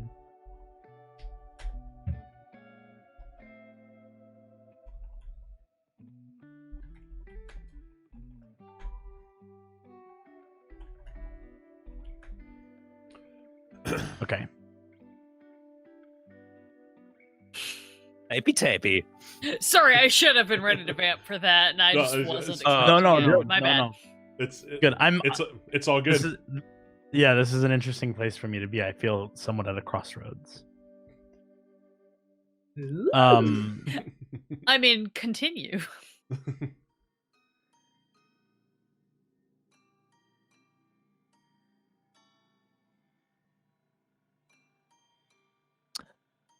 Doyle is definitely going to let out a sigh once I do get to the bottom of the stairs. He did the thing again where he went first, and I mean, to be perfectly frank, it's a very efficient way of traveling. I was trying to open the door, but I've been having a terrible amount of luck with it. If any of you want to peek through, that's fine. I don't have any better options other than brute strength, and I'm apparently more out of shape than I realized, given my time away from the military. Do we still have it like that 1/4 inch, like open? No, the only reason we had the 1/4 inch was because Vader was holding it open. I mean, I So, haven't like if they are, then I haven't really stopped trying. I just haven't gotten any further, so. Does anybody have a crowbar or some other tool? I've got this, and like with one hand holding it a 1/4 inch in, I will pull out my incense censer, which has become the running meme of this campaign. Just be like, this isn't really going to cut it, unfortunately. And I didn't bring any of my other tools because I didn't think it would be necessary for a diplomatic weekend. Oh, I think I got this one, and I'll go ahead and pull out my hand club, and I'm gonna go ahead and like try to slide it in there, and more importantly, as a bonus action, I'm gonna make it magical with Shillelagh, just to make sure it doesn't snap while it's in there. Well done. And then yeah, once it's in there, I'll go ahead and oh yeah, if you want to go ahead and jump on this, that might give you the leverage you need. I'm certainly willing to try. I don't. Can I roll an athletics to hop on that and see if it pries the door open? I don't know what you want from me here. Yeah, we can do an athletics as you like try and fulcrum this door, and I think that that Olver kind of sees this happening from downstairs as you guys are trying to force this thing open. Does the door open up or open down? It opens up. I would assume it opens up. Yeah, it's like Yeah. if it I would opens really, down, I would actually gravity's really gonna love be it if it was like bitch. if it was like a hatch and I just like pulled the pin out and then you like fell through. But instead, I will like before, like I will just yell up like don't, and I will open it. In that case, if Vader hears that, he will hold back and wait for Olver to open the door. Yeah, so you can definitely like pull this pin out, and the door opens up. It would appear there is some machinery down here. Oh, is that the noise? Any idea what it's doing? Unfortunately, I do not know. It doesn't seem to be associated with the actual windmill mechanism.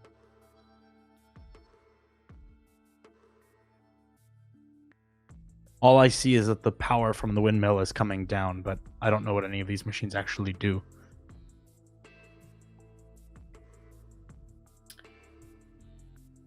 Vader will make his way down and would like to make perception investigation, something of that frame, to get a vibe.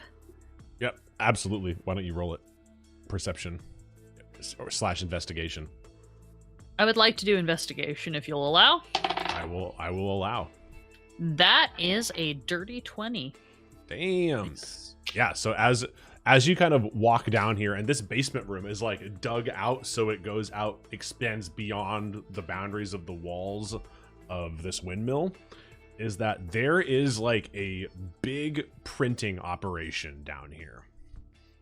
As there are these massive printing presses that look like that they, and basically is that each one of them, they kind of jut out in a circular fashion, like around the center, which is this area where this pole goes in, and then they each have these like little kind of trenches that go from the center of this that are, you know, obviously there's another differential down below it that is distributing this power out to each one of these printing mechanisms.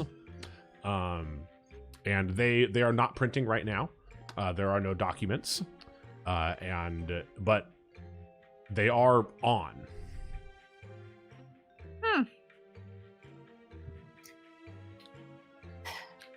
Is there any sort of I don't know, is this kind of like a is it like a Gutenberg thing, or is there like a tape that we could read back or anything like that? So as you kind of like look around for this thing, the machines are not like any kind of printing press you've ever seen. It's like there is like a section of the machine that's a standard printing press, and then there's another part of the machine beyond it which has these like weird arms that look like, and that are holding these like things that almost look like pens. It almost looks like that they are for marking or something. But there's no like film, there's no like tiles or anything that you can see that would leave a trace of what was on these things. Is there paper around? Yes, Olver? Oh, I would say, is there I guess paper is what I was gonna say. What I was gonna say is like, what does it look like they're printing onto? Yep. Yeah. So each Like, are they one of printing these onto, like, machines has a different size or style of paper or cardstock. They come in. I was kind of hoping it was like a printing machine for like printing his name on stone or something, like some sort of like it could be like carved out. Yeah, it definitely could be like one or two of these machines like could be for like transcribing something like a tombstone maybe. Okay. Yeah, but there are also example. Yeah, I know, right?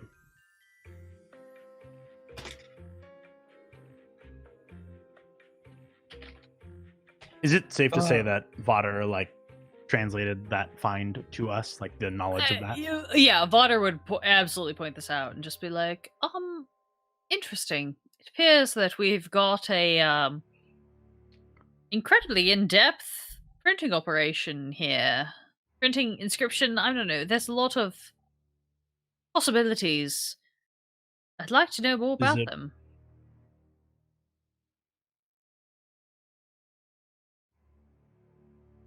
Is it possible that he's writing a book? As he turns to Ernestine. I certainly hope not. I think Vader just turns to the group and goes, anything could be possible. Based on what little I've gleaned of our host, he seems to have a myriad of interests in a variety of industries, and to be perfectly honest, I don't trust his involvement in any of them.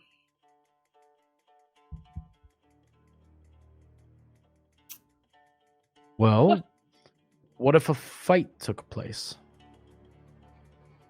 What kind of a fight? I will.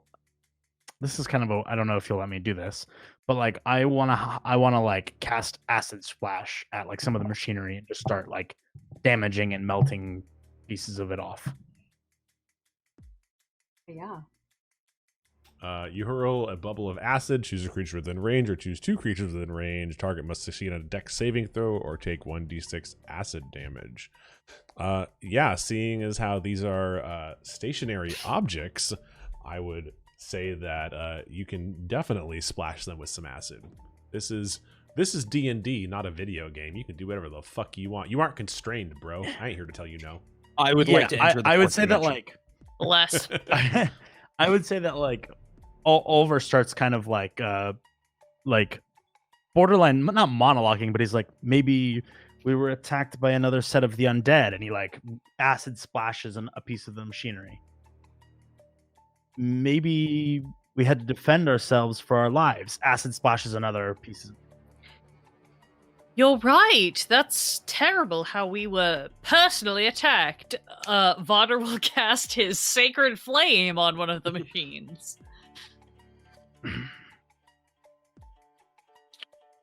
Yeah, and over is 100% in. Like Vader gets it. Like we're gonna stop this. Like whatever bullshit that Silver Hall is doing, we're gonna stop it and like get his attention.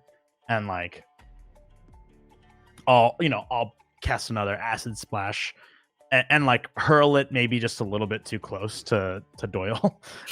And then kind of go, oh, sorry. What's that?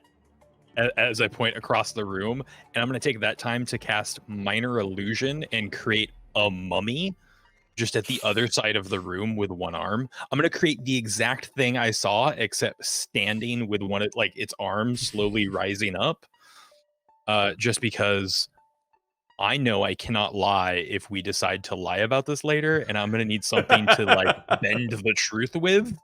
So yeah, I'm going to create an enemy down here and then point everyone at it. Vader would like to roll an insight on that because he's seen no trace of anything like that thus far in this entire windmill. Of the mummy? Yeah. Oh, I mean, Doyle, do you like say that you're doing that, or does it look like a thing, or are you making it look real? It's gonna be yeah, like he missed me, or like yeah, but what's that over there? And I'm using that to cast my illusion.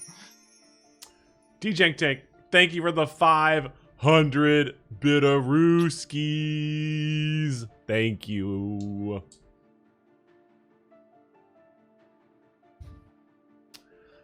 Yeah, so I guess if you're not saying that it's an actual mummy, it would have to be rolled against. Yeah, I'm trying to do enough to give me a little bit of a way to weasel out of trying to lie later. You're trying to get doing plausible this. deniability. Mhm. I got you. I know that my sweet baby face can't tell a lie, so but to discern a minor illusion, it is an investigation check against my intelligence saving throw. For this guy, I believe it is a 15. Cool. I rolled a 24. Yeah. 100%. You know it's not a real mummy. Cool. Vader's just looking at me like, yes. And is just gonna snap. Another sacred flame is just gonna like obliterate your illusion. It's a cantrip, baby. Yep. Yeah, so this space is burning down, it is melting down, and the mummy is now destroyed. Ernestine, what are you doing when all this violence erupts around you? She is a little bit taken aback.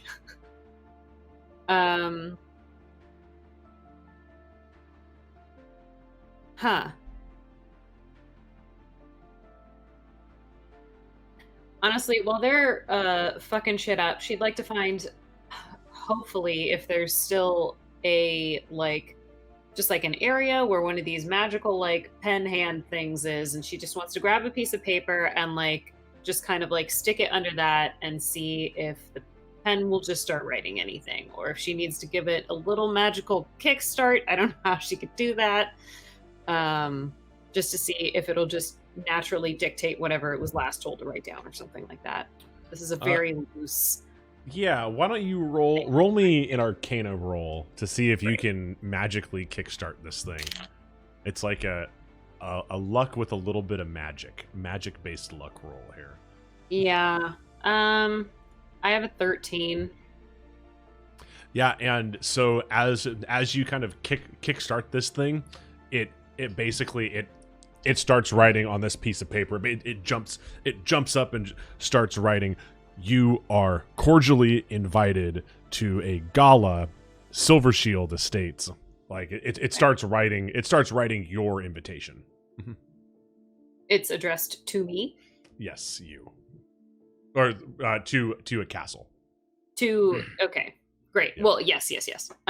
But yeah, it's the one that you received. correct. Great. Interesting. Okay. Well, I suppose she'll pull that off the press and be like, cool. Oops. And then like break off a handle or something.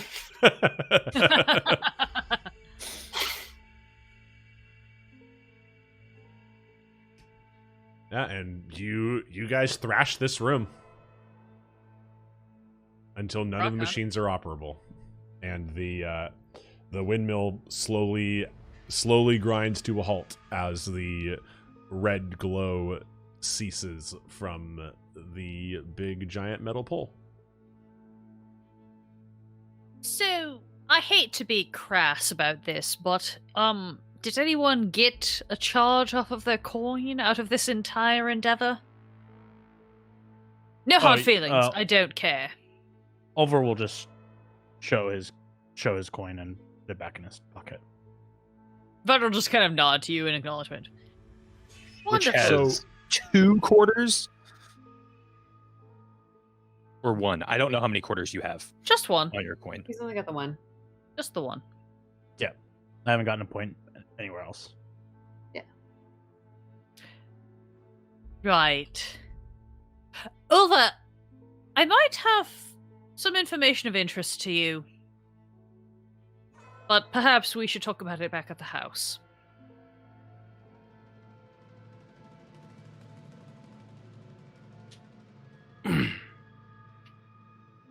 Sorry, before I continue.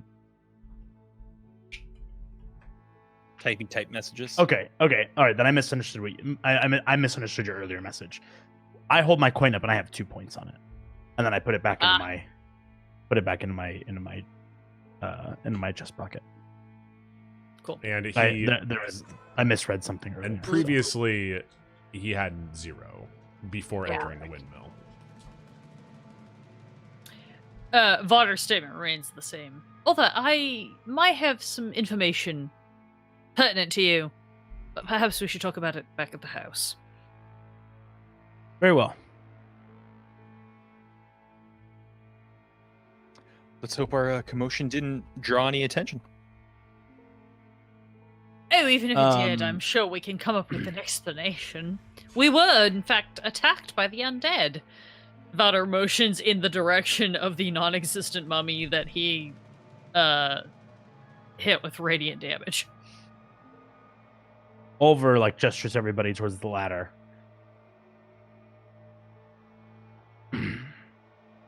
I will happily take that up. So does Ernestine. Yeah, back up to the ground floor and I guess make our way out of this windmill. Yeah, and as you get out, it is solidly nighttime. That probably took like an hour and a half.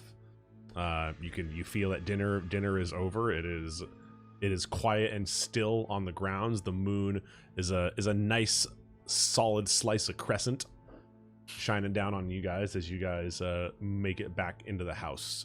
Nobody is up in the grand foyer.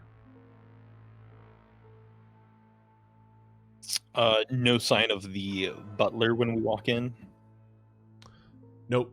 The only being in the grand foyer is a cute snoring banana, which is she is laying down in front of one of the chairs, fast asleep.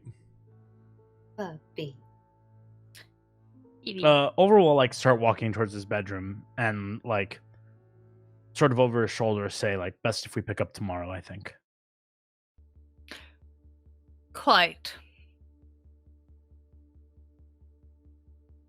See you all at breakfast then.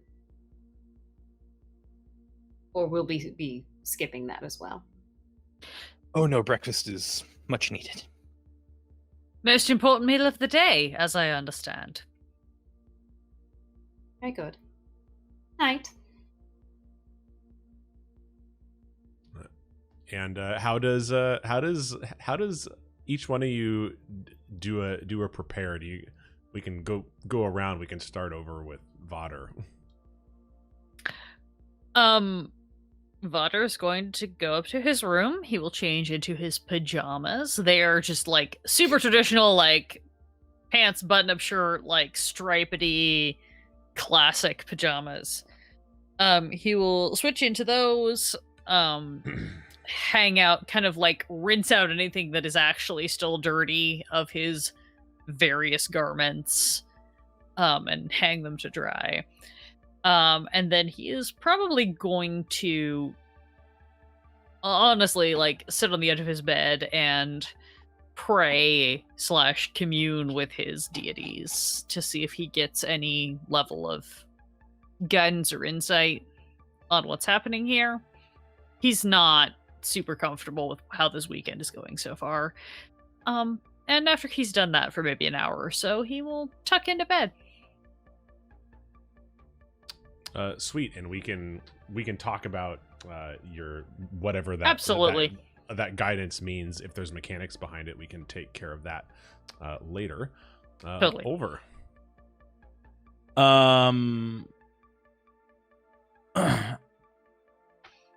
Olver will walk up to his bedroom and remove his coat and I suddenly just got really distracted. Olver will like remove his coat and just start like unpacking all of the things from his pockets, like various papers and the bottle of whiskey which he walked away with, the coin. My hand slipped. Everything Lord like that. Cody, thank you for the follow. Welcome.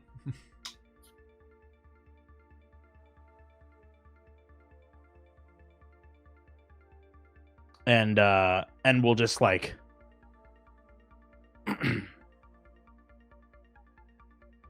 take a seat and pour himself another glass of the felony whiskey, and My hand slipped. we'll kind of look at it My and hand slipped. A sundering thank you for the follow. You can restart your entire thought if you would like. no, it's okay. I didn't really have much of it. I was No, just you kind of good, trying you to good. decide what I was doing. Yeah, I think Olver just like undresses himself, lays everything out on the bed, pours the whiskey into a cup, looks at the bottle and says, "So," and like kind of says to himself under his breath, "So who are you, Flambeau? Who are you?" And starts popping drinks back.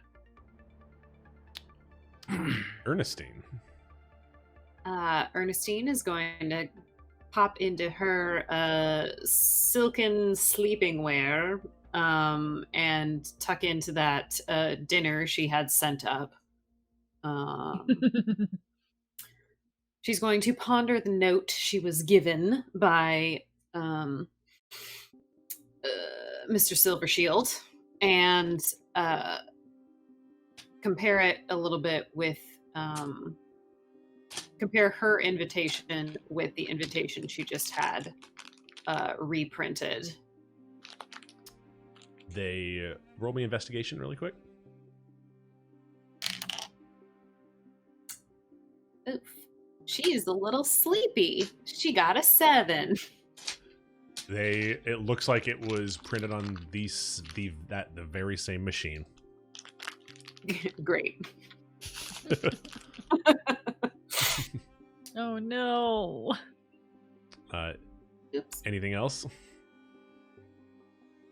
I don't not out of the bounds. As soon as she kind of finishes up her dinner, she's gonna meditate as the elves are wont to do. Excellent. Doyle. I am going to check to see if my trap caught anything. It did not. I will not dispel it. I will just enter my bed from like the foot of the bed rather than like trying to get around it. And just go to my backpack and kind of just go through my belongings, making sure everything's still there. And I will grab some of the grass that I had in my bag and head on back down to Ernestine's room and give a light rap on her door and be like, "Ernestine, are you still awake?" She probably releases from her meditation if it's even that late. She's probably still eating, I assume, at this point. Mm-hmm. And goes ahead and answers the door. Yeah, I will happily give you over some of my supply of grass that I have. Hell yeah. I heard you were interested in a sample. Would you mind? I'm a little restless. Could I look at the notes that you took over of what we discussed in the maze, and maybe just add any extra details that may have been left out, and then I'll give back to you in the morning?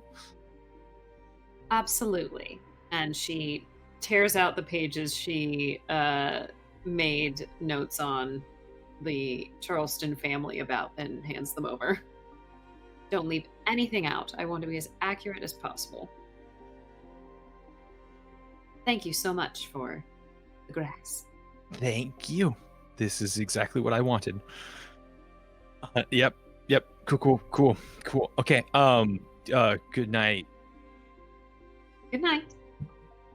And yeah, head back to my room and just put them on the table. I'm gonna check the first and last page to see if there are any notes not related to my story on them. There's not.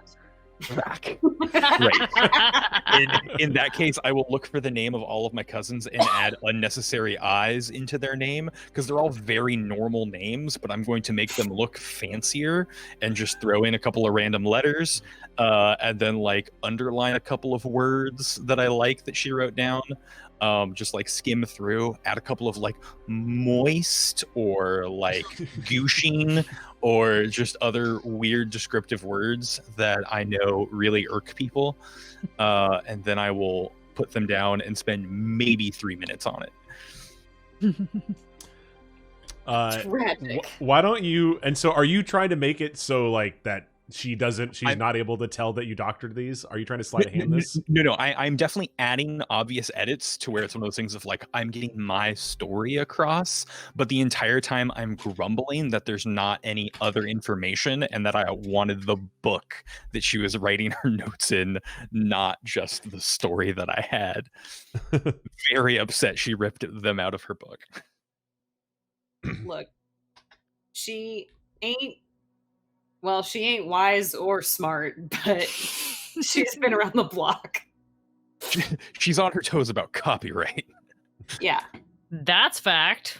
100%. And then I think I'm just going to top myself off with some cure wound spells because I'm still not 100%. / take a long rest and get those hit points back and the spells back. Yeah, absolutely. And as you guys all settle in for a long and restful night, I'm sure, why don't you guys hit that long rest button, because goddamn, you earned that shit. Thanks, Boo. We love you. Speak for yourself. I will. I have less stock invested in this company than you do. Yes. So I will. Yeah, and so as you guys settle in for this long night, and you take sleep as you can get it, probably about at 4 o'clock in the morning, The mummy's you hear a blood-curdling scream. She's dead! Why? And that's where we're going to end the episode. God damn it, Brew! Really?